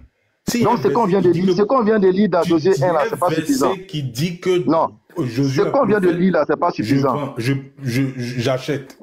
Non, ce qu'on vient de lire là, dans Josué 1 là, c'est pas suffisant pour établir qu'il est prophète. C'est où c'est écrit qu'il est prophète? Ah les gars, vous aussi, c'est-à-dire que vous pouvez dédouaner votre prophète. En tout cas, sincèrement, je te dis Laël, en toute sincérité, je viens d'apprendre ce soir. De tout ce qu'il a fait. Je le dis devant les 331 personnes. Non, écoute-moi. Écoute-moi. Écoute-moi, on est dans la Bible. Il faut laisser ça. Faut laisser. Je viens d'apprendre ce soir que Jésus n'est pas prophète, selon Laël Oureda. C'est toi qui viens de m'apprendre ça ce soir, que Jésus n'est pas prophète. C'est selon la Bible, il n'est pas prophète, c'est pas selon moi. C'est selon la Bible. S'il y a un verset qui dit qu'il est prophète, tu me montres et puis on a... On te dit qu'il a remplacé Moïse, il a conduit le peuple d'Israël. Donc il est prophète. Il n'est pas prophète. Non, je te demande, donc il est prophète. Regarde. Oui, il est prophète. Regarde ce que Dieu... Regarde ce que Dieu lui dit. Je vais lire. Regarde ce que Dieu lui dit. Où c'est mon serviteur. Où c'est? Ok. Fortifie-toi seulement, au verset 7. Fortifie-toi seulement et aie bon courage, en agissant fidèlement selon toute la loi que Moïse, mon serviteur, t'a prescrit. Ne t'en détourne ni à... C'est-à-dire, il met la div... Je ne sais pas pourquoi tu fais ça. Il n'est pas prophète. C'est tout. Il n'est pas prophète. D'accord. Maintenant, ma question est celle-ci encore. Dans Deutéronome, dans Josué chapitre 6, verset 17. Alors, Josué dévoue par interdit la ville. Il dévoue la ville par interdit à l'Éternel, c'est-à-dire au nom de l'Éternel. Sur la base de quoi il le fait? Il n'est ni prophète, il n'est rien. Et il fait pourquoi? Pourquoi il dévoue la ville par interdit? Qui lui a donné cet ordre-là? Attends, donc tous ceux qui servent l'Éternel sont des prophètes. Non, je parle de Josué. Qui a donné... Non, je parle de Josué. Je ne parle pas de tous ceux. Qui a donné cet ordre-là à Josué? Non. Tous ceux qui je ne parle pas de tous ceux, je parle de Josué. Mais Josué n'est pas prophète. Maintenant, tu insistes. Non, je veux savoir. Il a dévoué la ville par interdit sous l'ordre de qui? Qui lui a révélé ça? Non, mais bien évidemment que c'est Dieu qui lui a révélé ça. Je ne sais pas. L'Éternel Dieu ne fait rien. C'est pas parce que tu as utilisé le mot révélé que tu... Tu vois ce que tu fais? Ça ne marche pas comme ça. Non, tu as utilisé... Tu utilises... Non, moi j'ai déjà... je vais vérifier. Je vais aller d'abord chercher. Il y a un élément du Josué que je vais retrouver. Une fois que je retrouve ça, je vais revenir sur Josué. Attends, Béni, Oustaz Béni, attends. Laël, qui parle dans Exode? C'est un prophète qui parle dans Exode ou c'est pas un prophète? Même Moïse est prophète. D'accord, très bien. On va lire Exode 1, versets 15 à 21. Ok? Le roi d'Égypte parla aussi aux sages-femmes des Hébreux, L'une s'appelait Sphira et l'autre Puya. Il leur dit, quand vous aiderez les femmes des Hébreux à avoir leurs enfants et que vous regarderez sur le siège d'accouchement, si c'est un garçon, faites-le mourir. Si c'est une fille, laissez-la vivre. Mais les sages-femmes avaient la crainte de Dieu et elles ne firent pas ce que leur avait dit le roi d'Égypte. Elles laissèrent vivre les enfants. Le roi d'Égypte convoqua les sages-femmes et leur dit, « Pourquoi avez-vous agi ainsi et avez-vous laissé les enfants vivre? Avez-vous laissé vivre les enfants, si tu veux ?» Les sages-femmes répondirent au Pharaon, « C'est que les femmes des Hébreux ne sont pas comme les Égyptiennes. Elles sont vigoureuses et accouchent avant l'arrivée de la sage-femme. » Dieu fit du bien aux sages-femmes et le peuple devint nombreux et très puissant. Parce que les sages-femmes avaient eu la crainte de Dieu, Dieu fit prospérer leur famille. Dieu a-t-il récompensé un mensonge dans ces versets-là, oui ou non? Non, Dieu n'a pas récompensé un mensonge. Dieu a récompensé le fait de refuser de tuer.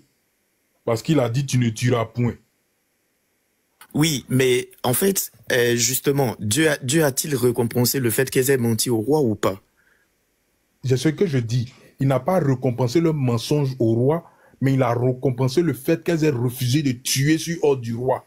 Attends, si elles n'avaient pas menti au roi, tu vois, c'est ça la subtilité. Si elles n'avaient pas menti au roi pour sauver leur vie, comment Dieu allait faire prospérer leur famille et elles-mêmes?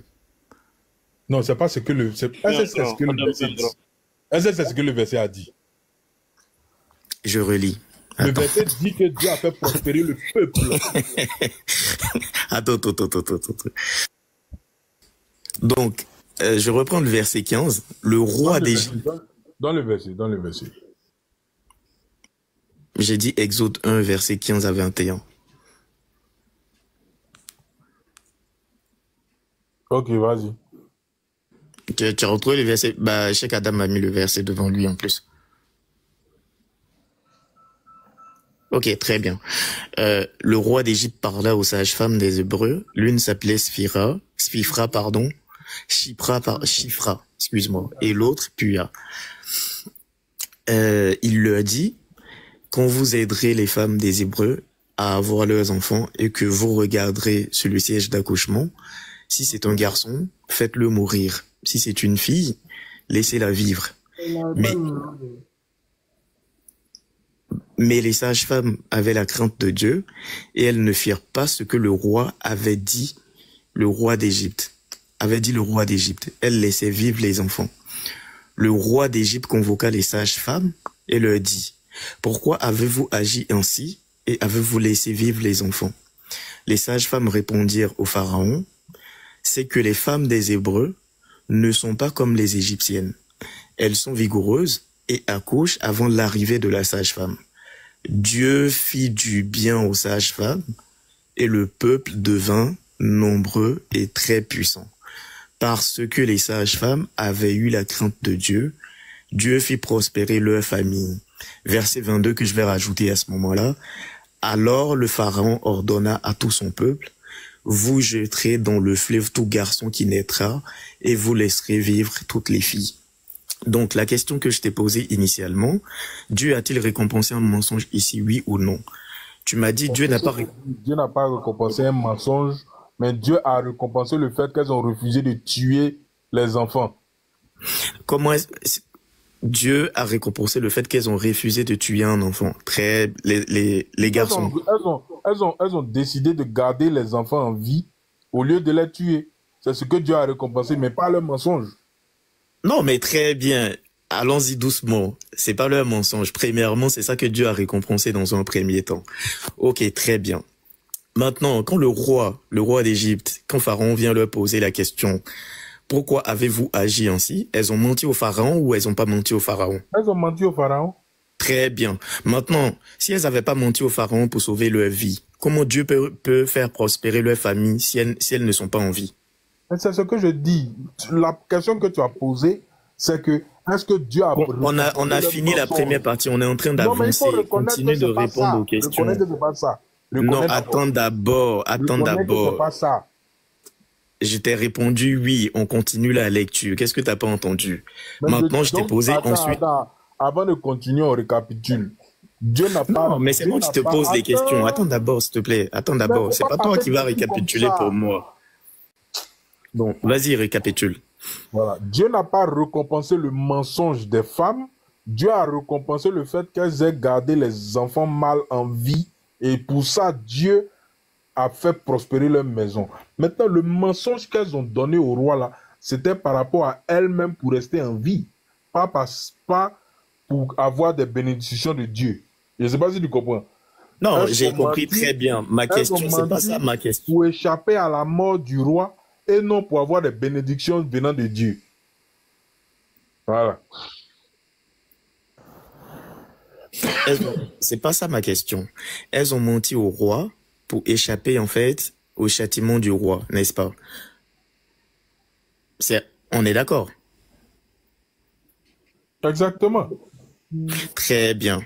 Si elles ont menti pour échapper au châtiment du roi, comment est-ce qu'elles profiteraient de la bénédiction de Dieu si elles n'étaient pas vivantes? Autrement dit, Dieu a béni aussi le fait qu'elles aient menti au roi pour protéger leur vie. C'est ça que j'essaie de te faire comprendre dans le verset. Ce que tu dis, toi, mais tu vois que la tournure que tu prends là, tu vois que ça... Je ne prends mais c'est pas pourquoi tu veux insérer ça dedans.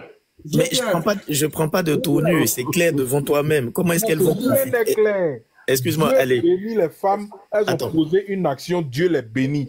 Comment? Non, mais c'est pas ma question. Comment est-ce qu'elles profitent de la bénédiction de Dieu pour que Dieu... Non, attends d'abord, attends, t'as parlé, je t'ai écouté. Comment est-ce qu'elles font pour bénéficier de la bénédiction de Dieu pour que leur famille prospère si elles n'avaient pas menti au roi pour protéger leur vie? Donc, elles sont vivantes, leur famille prospère, elles sont vivantes. Bon. Enfin, toi aussi, la question que tu poses là, je sais pas. Hein. Bon, c'est bon. Tu peux pas me demander. Est-ce que Moïse est vivant jusqu'à présent? Ouais, c'est bon. Allez, tu peux récapituler. Mais au moins, tu as compris où je voulais en venir. Ami, excusez-moi. Comme je l'ai dit la fois dernière, je vous ai dit ça toujours quand moi je vous parle, beaucoup font semblant de ne pas comprendre. Je vous ai dit, il y a une technique en débat là. C'est-à-dire quoi? Refuser pour donner l'impression que ce qu'ils en disent est faux. C'est une stratégie en débat. Si vous n'avez pas encore compris, c'est une stratégie dans le domaine du débat. Ça dit quelqu'un voit l'évidence, mais il refuse. Et ça donne l'impression que ce qu'il en dit est faux. Alors que pourtant, ça ne change pas la chose. Le frère béni, Cheikh Adam, tu m'apprêtes en Jacques 2 après du verset 20. Tu places ça. Jacques 2 après du verset 20. Le frère béni a fait parler de l'histoire de Rahab, celle qui a caché les trucs. Déjà qu'on dit cacher, on n'est pas des enfants. C'est dissimuler quelque chose qui est vrai. Et cette scène va se passer. Cheikh Adam, mets le passage et tu vas lire ça. Mais comme les gens sont dans le déni, ça n'engage que. Ne vous fatiguez. Ça, on se fatigue. Ils ne peuvent pas fuir l'évidence. Un d'abord, même mon sujet sur l'affaire de Jacob là. Un d'abord, l'autre qui voulait se jouer un peu au malhonnête dessus. Hein. On va en revenir dessus. Lis-moi ça d'abord.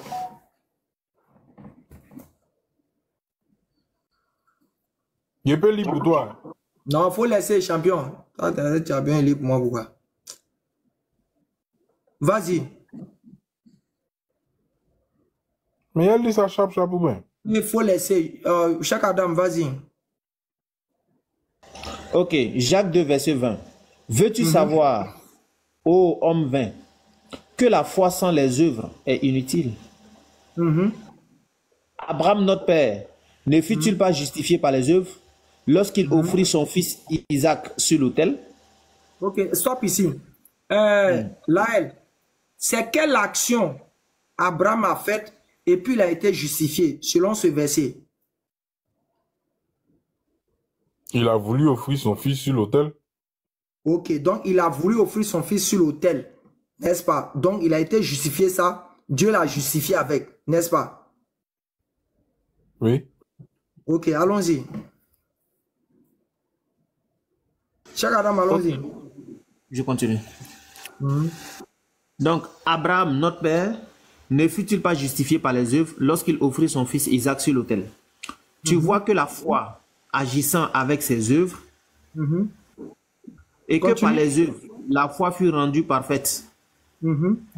Ainsi s'accomplit ce que dit l'Écriture. Abraham crut en Dieu, et cela lui fut imputé à justice. Et il fut appelé l'ami de Dieu. Continue. Vous voyez que l'homme est justifié par les œuvres et non par la foi seulement. Ça montre, attends d'abord, ici, ça montre déjà la supercherie que les chrétiens font avec l'histoire de que les œuvres ne sauvent pas là. Ça montre la supercherie. C'est-à-dire, Jacques, qui a été l'un des disciples de Jésus là, lui, il vient montrer que Paul c'est un menteur. Dans ce verset-là, il montre que Paul c'est un menteur. Parce que Paul prend la foi pour essayer de dénaturer les œuvres, que les œuvres ne sauvent pas, que c'est la foi, la foi. Jacques vient lui dire sinon que non, tu es un menteur. Paul n'a jamais dit ça. Paul n'a jamais dit ça. Il faut te calmer, monsieur. C'est pas le sujet d'abord. Continue, papa. Pourquoi dire mon sujet? Faut te calmer. Rahab, la prostituée, ne fut-elle pas également justifiée par les œuvres? Ok. Laël, oui. Je veux savoir quelle était l'action que Rahab a posée et puis elle a été justifiée. C'est-à-dire Dieu a accepté ça. Elle a posé quelle action? Ok, c'est dans le verset. Lorsqu'elle reçut les messagers et qu'elle fit partie par un autre chemin. C'est écrit là. Ok, elle a fait partie par un autre chemin par rapport à quoi? C'est ça qui est écrit là. Elle a fait partie par un autre chemin. C'est ça qui est là. Il dit, elle les a fait partie par un autre chemin par rapport à quoi? Parce qu'on voulait les tuer, elle les a fait partie par un autre chemin. Qui voulait les tuer? Qui voulait les tuer comment? Les habitants de la ville de Jéricho voulaient les tuer. Laël, a-t-elle menti ou pas? Menti à qui? Mais elle a menti à qui? Okay. Rahab a-t-elle menti pour être justifiée ou pas? Non, elle n'a pas menti pour être justifiée. Béni, attends. Laël. Non, vraiment. Laël. Oui. On est d'accord d'abord qu'elle a été justifiée. C'est-à-dire Dieu a accepté l'action qu'elle a posée, n'est-ce pas? Ça, on est d'accord. Oui. Dieu a mis son approbation dessus, n'est-ce pas?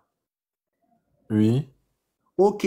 Maintenant, l'histoire dans l'Ancien Testament, la scène que Rahab a posée là, dans l'Ancien Testament là-haut, est-ce que les gens ne sont pas venus vers elle et puis elle a fait partie des gens d'un autre côté? C'est pour ça qu'elle a été justifiée. Non, calme-toi. Écoute bien ce que je suis en train de dire. Écoute bien ce que je dis. Je dis, est-ce que les gens ne sont pas venus vers elle pour pouvoir prendre ces messagers qui voulaient faire du mal là? Et puis elle a en d'autres termes rusé pour les faire passer d'un autre côté? Ok. Allez. L'histoire dit que les espions... Attends, d'abord. Ils vont nous mettre... si chose... Cheikh Adam, si tu as l'histoire, il faut mettre l'histoire des choses à Rahab là. Lopez, je pense qu'on va conclure et puis on va passer à autre chose. Il ne va jamais accepter. Le résumé, là, il a dit tout à l'heure que c'était un mensonge utile. Il a dit tout à l'heure. Donc, allons-y. Du moment où elle a donné un mensonge utile pour sauver des vies, et Dieu l'en a récompensé, je pense que le débat il est fini là. Si on peut prendre un autre sujet, on prend. Ce n'est pas parce qu'elle a menti que Dieu l'a récompensé. C'est parce qu'elle a sauvé les gens que Dieu l'a récompensé. En quoi faisant? Elle a sauvé les gens en quoi faisant? Non, elle a sauvé les gens en quoi faisant? Non, s'il te plaît. Elle a sauvé les gens en quoi faisant? Attends. Il y a eu deux actions. Non, elle a sauvé les gens en quoi faisant? Ok, tu dis elle a sauvé les gens. Elle a sauvé les gens en quoi faisant? Ok, tu dis elle a sauvé les gens en quoi faisant? Donc il y a deux actions. Béni, attends d'abord. Béni, on va lire le texte. Allons-y. Ok. Je suis dans Josué chapitre 2. Je prends à partir du verset 1. Josué, fils de Nun, fit partie secrètement de Sittim, 2 espions, en leur disant, allez examiner le pays, et en particulier Jéricho. Ils partirent, et ils arrivèrent dans la maison d'une prostituée, qui se nommait Rahab. Et ils y guerre. On dit au roi de Jéricho, Voici, des hommes d'entre les enfants d'Israël sont arrivés ici cette nuit pour explorer le pays.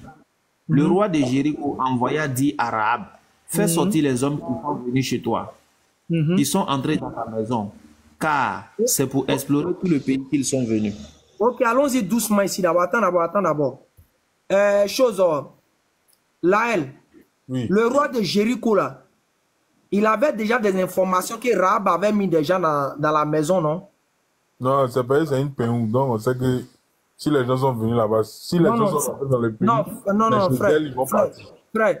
Frère, tu sais, quand nous on vient discuter, on vient parler là, c'est pas pour qu'on puisse se moquer de ce qu'on dit sur Dieu. Faisons attention. Le texte n'a pas dit que c'est... Non, écoute-moi. Il dit, c'est pas parce qu'elle est prostituée que les gens sont rentrés chez elle d'abord. C'est pas ça le texte dit. Oui, c'est pour ça. Calme-toi, monsieur.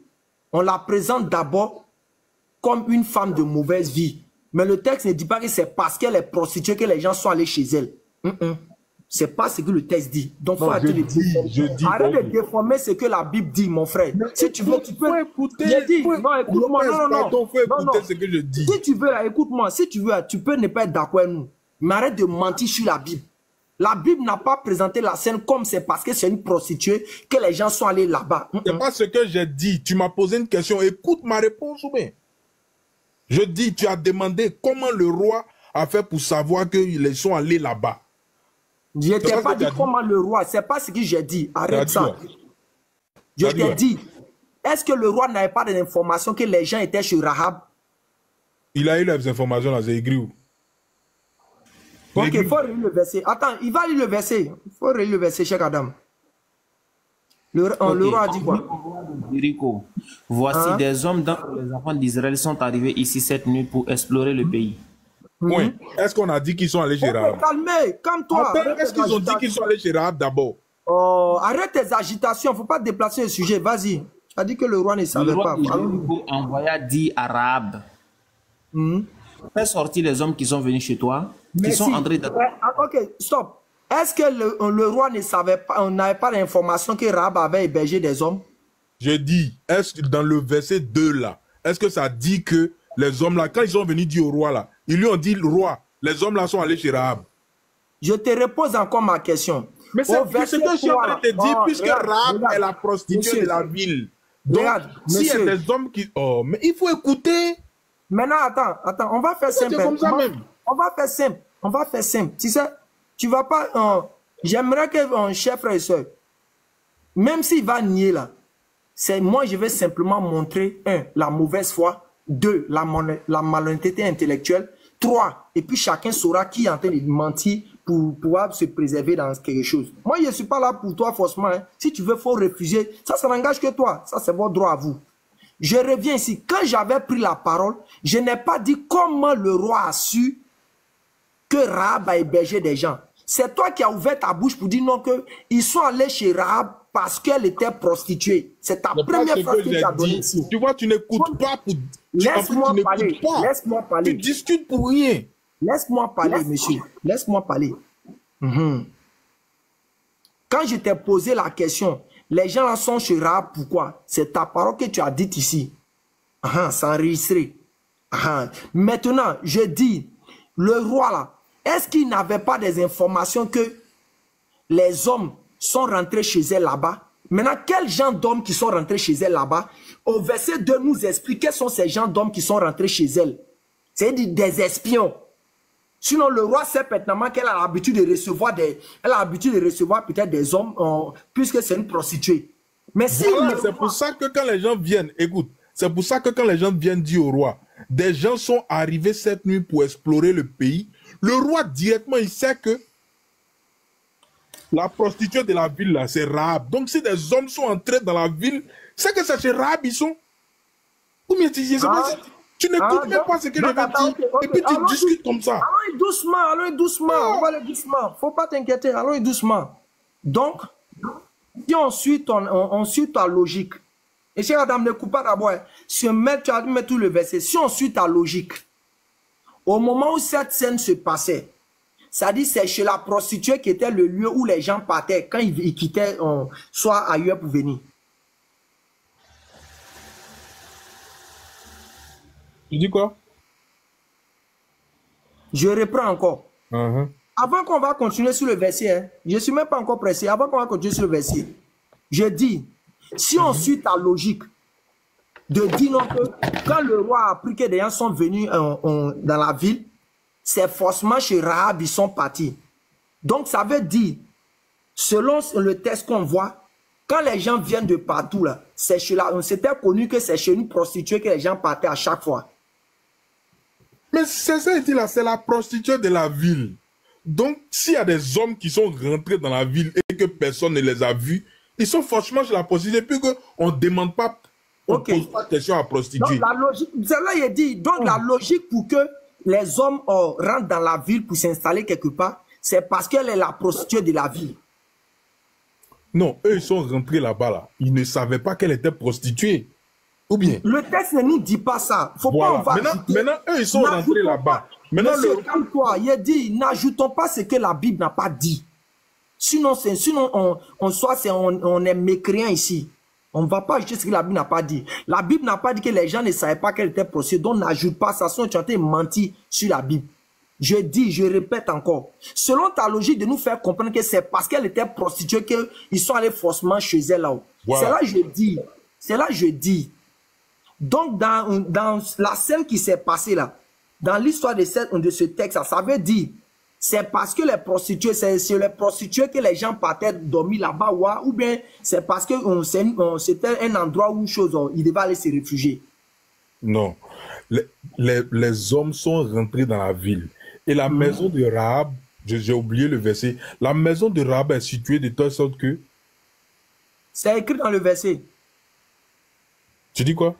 Vas-y, termine ton allocution, termine. Je me souviens plus du verset, mais j'ai lu quelque part que la maison de Rahab était située à une position stratégique. Donc quand ils sont rentrés dans la ville, c'est chez Rahab ils sont partis. Et ils savaient, est-ce qu'ils habitent là-bas pour savoir que Rahab est prostituée? Ok, il n'y a pas de problème. On va te concéder ça. Cheikh Adam, continue. Ok, d'accord. Avant de continuer, je profite en même temps pour saluer Jaguar. Salam alaikum wa rahmatullahi wa barakatuh. Wa alaikum salam.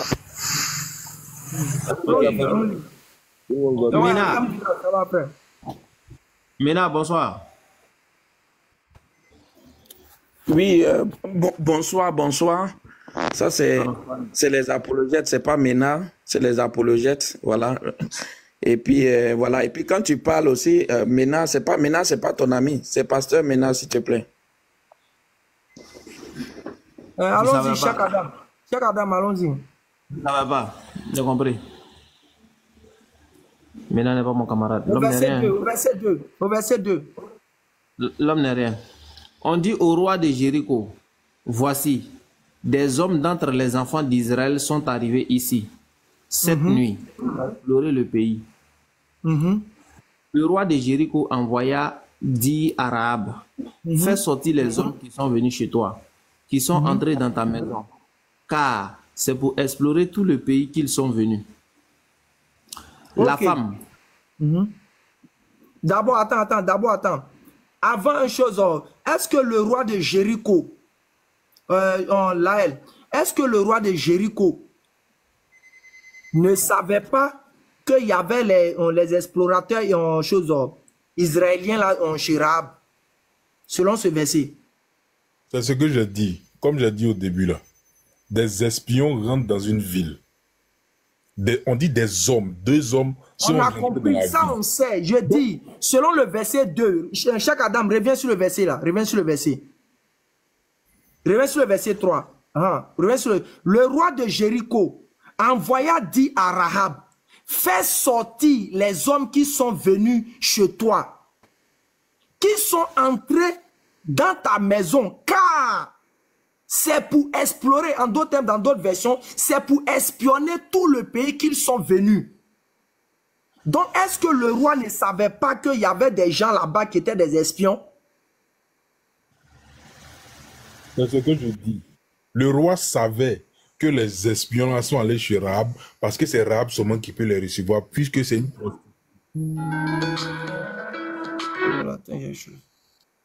Vas-y. Donc je dis, le roi savait que les espions étaient allés chez Rahab, vu que c'est Rahab seulement qui peut héberger des étrangers, vu que c'est une prostituée. Donc directement là, son idée allait sur Rahab. Parce que, sa maison est positionnée de telle sorte que c'est là-bas... On a compris, monsieur, c'est pas le sujet. C'est pas le fait qu'il sait que c'est une prostituée. Je dis, il a su que c'était des explorateurs, non? C'était des espions qui étaient là, non? Oui, il a compris ça. Ok, il a compris que c'était des espions qui étaient dans la maison de choses. Oh. Oui, mais c'est ce qu'on lui a dit, non? Qui étaient dans la maison de... qui était dans la maison de choses. De Rahab. De Rahab, non? Oui, c'est ce qu'on lui a dit. Il n'y a pas de souci. Il n'y a pas de souci. Au verset 3, Cheikh Adam, allons-y. Au verset 3, le roi de Jéricho envoya dire à Rahab, fais sortir les hommes. Fais sortir les hommes qui sont entrés chez toi, qui sont entrés dans ta maison, qui sont venus chez toi, qui sont entrés dans ta maison, car c'est pour explorer tout le pays qu'ils sont venus. Ok, au verset 4 maintenant. La femme prit les 2 hommes et les cacha. Et elle dit, il est vrai que ces hommes sont arrivés chez moi, mais je ne savais pas d'où ils étaient. Ok. Ici, là, Laël, quelle action, la femme a fait quelle action ici? Au verset 4 là. Elle les a cachés, c'est ce que le verset dit. Elle les a cachés, non? Mais est-ce qu'elle a dit la vérité? On dit, la femme prit les 2 hommes et les cacha et elle dit, il est vrai que ces hommes sont arrivés ici chez moi, mais je ne savais pas d'où ils étaient. C'est là que j'ai dit, je veux savoir. Est-ce qu'elle a dit la vérité, oui ou non? Elle les a cachés, donc elle a menti. Elle a menti, non? Oui. Maintenant, ok, on est tous d'accord, il dit qu'elle a menti. Mais elle les a cachés, elle les a cachés. Oui, elle les a cachés, ok, elle les a cachés. Elle a menti aux autres, mais elle les a cachés. En tout cas, même si elle a caché là, on te décrit comment ce mensonge a été. C'est-à-dire, on te décrit, elle les a cachés, c'est le mensonge. Elle n'a pas parlé, c'est le mensonge. Caché, c'est pas mensonge. Elle les a cachés et elle a menti. Ça fait deux actions. Ça fait 2 actions. Elle les a cachés et elle a menti. Mais tu vois, allez, moi je pense que, excuse-moi, Oustaz Limam. Continuez le texte pour voir s'il y a du mensonge dans le verset 5. Continuez. Au verset 5. Oustaz, on va continuer. Lopez, on perd en temps. Moi, je suis en train de t'appeler pour parler avec toi à côté. On perd en temps, Lopez. Évoluons, s'il te plaît, Lopez. Ok. Allons-y. Au verset 5. Cheikh Adam, va au verset 5. Ok. Au verset 5. Et comme la porte a dû se fermer de nuit, ces hommes sont sortis. J'ignore où ils sont allés. Hâtez-vous de les poursuivre et vous les atteindrez. Ok. Regardez le verset 5. Là, elle a menti ici, là. Elle a menti que ces hommes sont déjà partis, non? Oui, elle a menti, oui. Mais ils étaient encore dans sa maison. Exactement. Mais si elle avait... Doucement. Mais si elle avait dit que ces hommes étaient là, qui n'étaient pas encore partis là, ils allaient les prendre dans la maison, oui ou non? Bien sûr. Si elle avait dit, si elle n'avait pas menti, si elle n'avait pas dit qu'ils ne sont pas partis là, ils allaient les attraper. Donc elle les a toujours gardés, n'est-ce pas? Oui, ils étaient sur le toit, Ok, il n'y a pas de souci. Mais on dit quoi? Qu'elle a été justifiée, non? Oui, elle a été justifiée. Elle a été justifiée par rapport à quoi? Par rapport au fait qu'elle les a protégés. Elle les a protégés à travers quoi? Avec quoi? Un mensonge, oui ou non? Oui, elle a menti, oui. Mais maintenant, on dit qu'elle a été justifiée, n'est-ce pas? Oui, elle a été justifiée. Maintenant, qui l'a justifiée? C'est Dieu qui l'a justifiée. Par rapport à quoi? Non, mais le père, c'est fini. Le débat est fini. Le débat est fini. On passe à autre chose. On passe à autre chose, c'est fini. Ok. On passe à autre chose. Mais allô, s'il vous plaît, est-ce qu'on peut intervenir par rapport à parler? Je ne sais pas qu'est-ce que vous voulez. Attends d'abord, monsieur. Attends d'abord. Allez, tu as fini de faire un cheminement. Maintenant, tu dis c'est fini, c'est fini. Et puis on passe à autre chose. Monsieur, on clôt le débat, on passe à autre chose. Je récapitule rapidement. Famille, donc j'étais en train de parler. Donc, je suis en train de parler par rapport à l'histoire de Jacob. Puisque les chrétiens... Bon, maintenant, allez, moi, je vais te poser une question. Avant que tu aies récapitulé. Monsieur, j'ai déjà réglé ton cas. Mais je peux te poser une question aussi, ou bien? J'ai déjà réglé ton cas. Je veux te poser une seule question. Déjà enregistré. On va publier ça, là, on va comprendre comment tu es. C'est pas un souci. Je peux te poser une seule question? Oui. Une seule question. Qui a dit à Rahab de mentir? Ce n'est pas dit dans le verset. Il n'y a pas personne ne l'a parlé dans le verset. Je te demande, qui a dit à Rahab de mentir? Maintenant, qui a béni son mensonge? Mon frère, pardon. Je demande, qui a dit à Rahab de mentir? Qui a béni son mensonge qu'elle a dit là? Non, mais je te pose une question, tu me poses une question. Moi, je te pose une question. Qui a béni son mensonge là? Non, mais il faut répondre d'abord pour moi là, Omen. Et puis elle répond pour toi là. Non, si tu réponds pour moi là, si tu réponds pour moi là, tu vas comprendre pour moi. C'est lui qui l'a dit, il a menti. Non, je dis, il a dit. Laël, un mensonge que Dieu n'aime pas là, il punit ce mensonge-là de mort. C'est un comédien ce type-là. C'est faux, c'est faux. C'est faux. C'est faux. C'est faux. Écoute. Abraham a menti ici, Dieu n'a pas tué. Écoute, Acte chapitre 5 à partir du verset 1er. Non, il faut laisser Acte là d'abord. Viens ici. Il faut écouter. Abraham a menti là. Abraham a menti que Sarah c'est sa soeur. Il n'a pas été tué. Il n'est pas venu comprendre. Donc n'essaie pas de faire des arguments à lui. C'est pas pour lui. Un mensonge que Dieu n'approuve pas, il punit la personne qui ment. Dieu n'a jamais approuvé des mensonges. Bon, laisse-moi lire, s'il te plaît. Acte chapitre 5, le verset 1er. Mais un homme nommé Ananias, avec Saphira sa femme, vendit une propriété et retint une partie du prix. Sa femme le sachant, puis il apporta le reste. Enregistrez la partie, le deuxième chaos arrive encore. Et le déposa aux pieds des apôtres. Pierre lui dit, Ananias, pourquoi Satan a-t-il rempli ton cœur, au point que tu mentes au Saint-Esprit et que tu aies rendu une partie du prix du champ? S'il n'eût pas été vendu, ne te restera-t-il pas? Et après qu'il a été vendu, le prix n'était-il pas à ta disposition? Comment as-tu pu mettre en ton cœur un pareil dessein? Ce n'est pas à des hommes que tu as menti, mais à Dieu. Ananias, entendant ces paroles, tomba et expira. Dis-moi, Ananias est mort après avoir menti ou après avoir dit la vérité? Il a menti à Dieu. Très bien. Donc, voilà. Quand Dieu quand Dieu n'approuve pas un mensonge comme Ananias l'a fait, qu'est-ce que Dieu fait? Non, ta question n'est pas bien posée. Tu vois, tu viens de lire un verset, on dit Ananias et Saphira ont menti à Dieu. Maintenant, et puis tu veux comparer ça à Rahab. Écoute-moi. Ils ont menti, non? Et quelle a été la sentence de Dieu? Ils ont menti à qui? C'est à qui ils ont menti? À Dieu. Quelle a été la sentence de Dieu? Madame Rahab, là, elle a menti à qui? Non, laisse Rahab d'abord. Quelle a été la sentence de Dieu quand ils ont menti à Dieu? Ils ont menti à Dieu. Dieu les a punis. Dieu les a tués. Maintenant, est-ce que dans le test, là, tu as vu Dieu devant eux en train de mentir à Dieu? Ou bien c'est des hommes qui... Mais dans le test, on dit qu'elle a menti à Dieu. Non. Je repose la question. Dans le test, là, c'est écrit. Écoute-moi, non, calme-toi.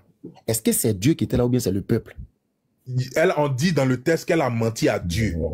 Écoute-moi. Est-ce que Dieu était devant lui quand il mentait ou bien c'est le peuple? Tu peux t'en tenir au test au moins. Dans le test, c'est écrit qu'elle a menti à Dieu. Si Dieu était là, si Dieu n'était pas là, je n'étais pas là-bas. On dit qu'elle a menti à Dieu. Non, est-ce que tu es croyant? Quand on dit quelqu'un a menti à Dieu alors qu'il s'adresse à un peuple, ça c'est une image que tu dois comprendre si tu es véritablement un croyant. Si Dieu est là, si Dieu a commis ses prophètes. Béni. Oui. Pour fermer ce sujet-là, laisse-y résumer. On n'est pas obligé de... Mais Lopez, tu ne m'as pas répondu. Je t'ai demandé Rahab. Moi, je te pose la question. Est-ce que Dieu a béni ce mensonge, oui ou non? Dieu n'a pas béni le mensonge. C'est pas c'est fini, avançons. Allons-y, on passe à autre chose. On n'a pas le temps avec toi. C'est pas on est venu forcément pour accepter ce que tu as dit. Permets que je résume cette partie-là sans m'occuper de la... On va prendre quelqu'un d'autre. Oui, ici, lui, il faut le laisser. Dans Acte chapitre 5, vous avez tous vu que Ananias et sa femme Saphira ont menti au peuple qui était là. Et ce mensonge-là, Pierre dit que c'est à Dieu ils ont menti. Et à cause de ce mensonge, Ananias est tombé, il est mort parce qu'il a menti au peuple, et mentir au peuple, c'est mentir à Dieu. Vous voyez? Donc, le mensonge que Dieu n'approuve pas là, voici sa punition qu'elle a. Et on voit dans le cas de Rahab, qui a menti aussi. Elle ment au peuple, elle ment aux gens qui veulent tuer les envoyés de Jéricho. Elle a menti. Et Dieu est témoin de ce mensonge. Mais Dieu ne la punit pas. Au contraire, n'eût été ce mensonge, les envoyés seraient tués. Et là, elle a reconnu que Rahab a dit un mensonge utile.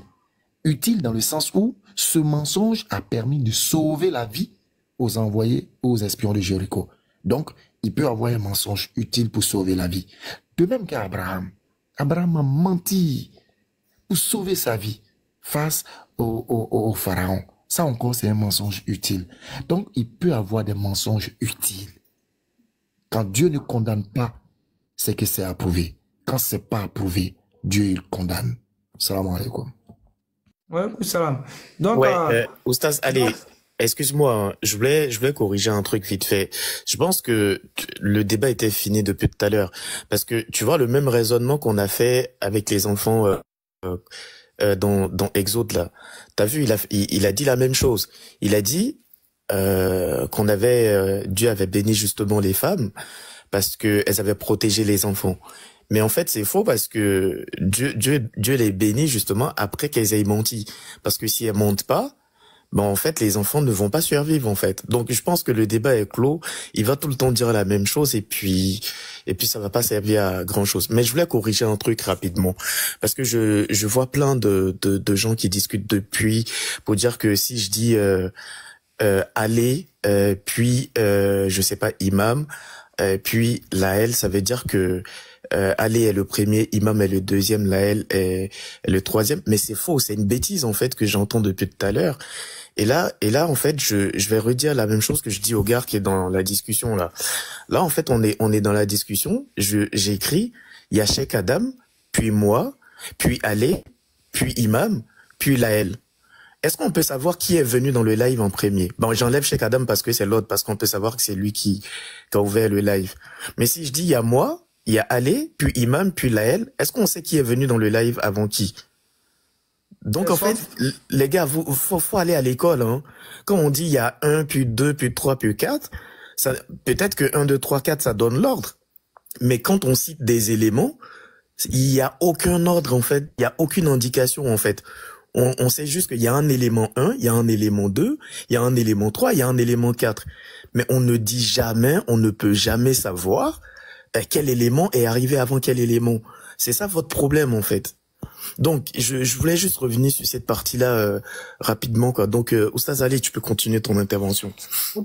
Mais s'il vous plaît, Oustaz Ali, il a dit quelque chose, laisse-nous aussi intervenir sur ce qu'il vient de dire, parce qu'il a dit quelque chose qui n'est pas vrai, le puits. Mais tantôt, celui qui vient juste de parler, là, il vient de dire quelque chose qui n'est pas vrai. Il dit le puits, ça n'étant, mais le verset sur lequel il s'appuie, là, s'il prend le verset Sourate 2, 29, là, on dit, puis il tourna ses regards vers, puis il tourna vers. Donc, ça veut dire, puis il mène une deuxième action vers. Il faut lire le verset, il ne faudrait pas couper pour dire non, voilà, puis ça veut dire tant. Et même dans ce verset-là, si tu vas en arabe, là, c'est ensuite. Oui, mais en fait, là, en fait, on n'est pas en train de lire en arabe. C'est ça votre problème, en fait. Non, là, en fait, le Coran, non, c'est attends toujours d'abord, en arabe attends, s'il te plaît. T'as dit que c'était faux. Il y a juste des énumérations ici. Quand je dis que j'ai mangé de la tchéké, puis de la loco, comment tu fais pour savoir que c'est la loco que j'ai mangé en premier avant la tchéké? Il y a juste une énumération de faits ici. C'est ça votre problème, en fait. On énumère. Là, en fait, je te reprends l'exemple. Si je te dis, dans ce live-là, il y a moi, puis Ale, puis Iam, puis Laël, comment tu fais pour savoir que c'est celui qui est rentré le premier dans le live? Donc, en fait, vous comprenez ce que vous voulez comprendre en réalité. Il y a juste une énumération ici. Mais il n'y a aucune indication qui te dit que il y en a un qui est rentré avant l'autre. On te donne les éléments qui existent. Mais comme vous voulez comprendre toujours ce que vous voulez, bah, continuez. Mais pour mieux comprendre là, il faut pas faire sortir le puits de son contexte. Prends le verset et tu vas le lire et puis tu vas nous dire si c'est pas l'un avant l'autre. C'est ça le point. je pense que je t'ai déjà donné l'explication et tu sais très bien que l'explication est très sensée, en fait. Tu le sais très bien. Je vais m'arrêter là avec toi. Après, on va attendre sur le sujet qu'on était, on va récapituler puis résumer à l'extrême. Premièrement, vous devez savoir pourquoi on est dans ce sujet à faire des mensonges et autres. C'est-à-dire, c'était par rapport à même un point qui a été soulevé avec, dans le débat avec Ismaël Aka, et même souvent même Mena même qui parle de ça. C'est-à-dire que Allah n'est pas un Dieu de morale, tout et tout, parce qu'il donne l'injonction à ses fidèles de mentir. C'est Dieu lui-même qui parle pour dire allez-y mentir. Maintenant, quand ils viennent dans les questions, il peut dire de la Bible, et ils disent d'abord que non, là, c'est pas Dieu qui parle directement, que les gens d'abord qui ont menti. Mais ils oublient quelque chose qui est simple et qui est clair. Les deux vont dans le même sens. Que Dieu ait dit, ou bien que Dieu ait agréé ça, ça revient au même qu'il est toujours d'accord avec ça. C'est un problème de français que vous avez, c'est tout. Sinon, venez dire qui a dit en premier, c'est pas ça le problème. Le problème, c'est que Dieu n'a pas béni, n'a pas agréé. Et on voulait les faire comprendre que de la même manière que vous essayez de faire croire que Allah n'est pas le véritable Dieu, sous prétexte que soit il a accepté le mensonge, il leur donne aux gens de faire le mensonge, ou bien sous prétexte qu'il ne sait pas c'est quoi il fait là. On a voulu vous faire comprendre à travers le passage de Jacob. Le passage d'Isaac. Et quand même vous partez lire l'histoire même de ce passage de Genèse 27 là, il y a un qui est monté tout à l'heure pour faire croire que c'est à cause de, je ne sais pas quoi là même, c'est à cause de l'histoire de, quoi là même, je ne m'abuse, l'histoire qui s'est passée avec... tu as vu que tu es mêlé, tu es mêlé là. Oh, faut te calmer monsieur, tiens, tu penses que c'est ça qui a me distrait. Dans Genèse 25 là, quand Esau a vendu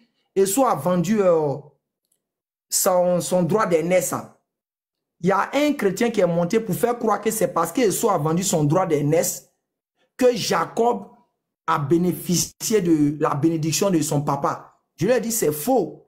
Quand tu vas même lire le chapitre, à la fin, Esau dit quoi? Esau dit que Jacob, je l'ai vendu mon droit d'aînesse et il a pris ma bénédiction. Donc c'est deux choses différentes. Mais il n'est pas intelligent. Il pensait que le droit d'aînesse là n'incluait pas tout ça. Le droit d'aînesse, ça inclut tout ça. C'est écrit dans le verset que Esau n'était pas intelligent. Il n'est pas intelligent parce qu'il pense que le droit d'aînesse là, c'est sur les lèvres. C'est pas sur les lèvres. Monsieur, c'est écrit dans le verset que Esau n'était pas intelligent quand il disait ça. Mais s'il dit à la fin que... Non, je te pose la question. C'est écrit dans le texte que Esau a dit qu'il n'était pas intelligent. C'est écrit là-bas. Mais c'est moi qui le dis. Donc tu es un menteur. La Bible n'a pas dit ça. Tu es un mécréant. Tu es un menteur. Tu mens sur la Bible. Mais quelqu'un qui vend son droit d'aînesse, là, ça veut dire quoi? Et puis quand la Bible a présenté, là, ils ont dit que c'est parce qu'il n'était pas intelligent. C'était pas parce qu'il avait faim.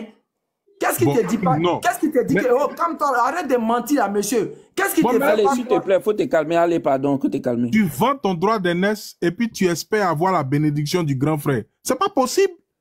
Tu espères avoir la bénédiction du grand frère. Tu racontes quoi maintenant là? Je dis, le droit d'aînesse là, qu'est-ce que ça veut dire? Pour toi, c'est quoi? Qu'est-ce que le droit d'aînesse? C'est le droit que le grand frère a par rapport à certaines réalités, si c'est soit peut-être l'héritage ou... le droit que le grand frère a là, c'est de recevoir la bénédiction de son papa, c'est pas ça? Maintenant, lui, il a vendu ça. Et puis, il veut recevoir ça. Il n'est pas intelligent.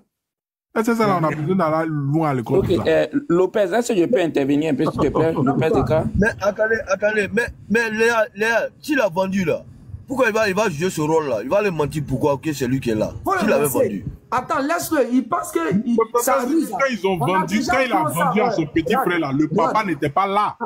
Regarde. Non, mais est-ce que c'est normal? Le papa doit être au courant, non? Normalement. C'est ça que je dis, le papa n'était pas là. Jaguar. Non, mais pourquoi il n'a pas dit à papa, à son père qu'il a payé la naisse à comment on l'appelle même, à son petit frère? Le problème, c'est que le papa, il aimait Esaü que Jacob. Mais pourquoi tout ce scène-là? Je Pourquoi serais tout dit, se mise en scène le là? papa là, il aimait Esaü que Jacob. Donc même Non, s'il veut j'ai lui pas dit dire, ça. il va pas lui donner. Non, arrête ça. Jaguar. Mais pourquoi il fait ça? Jaguar, calmons-nous. On va résumer la scène, c'est tout. On n'a pas besoin de se fatiguer. S'il veut, non qu'à nier, non qu'à faire ça n'engage que la vérité reste la vérité, le mensonge reste le mensonge.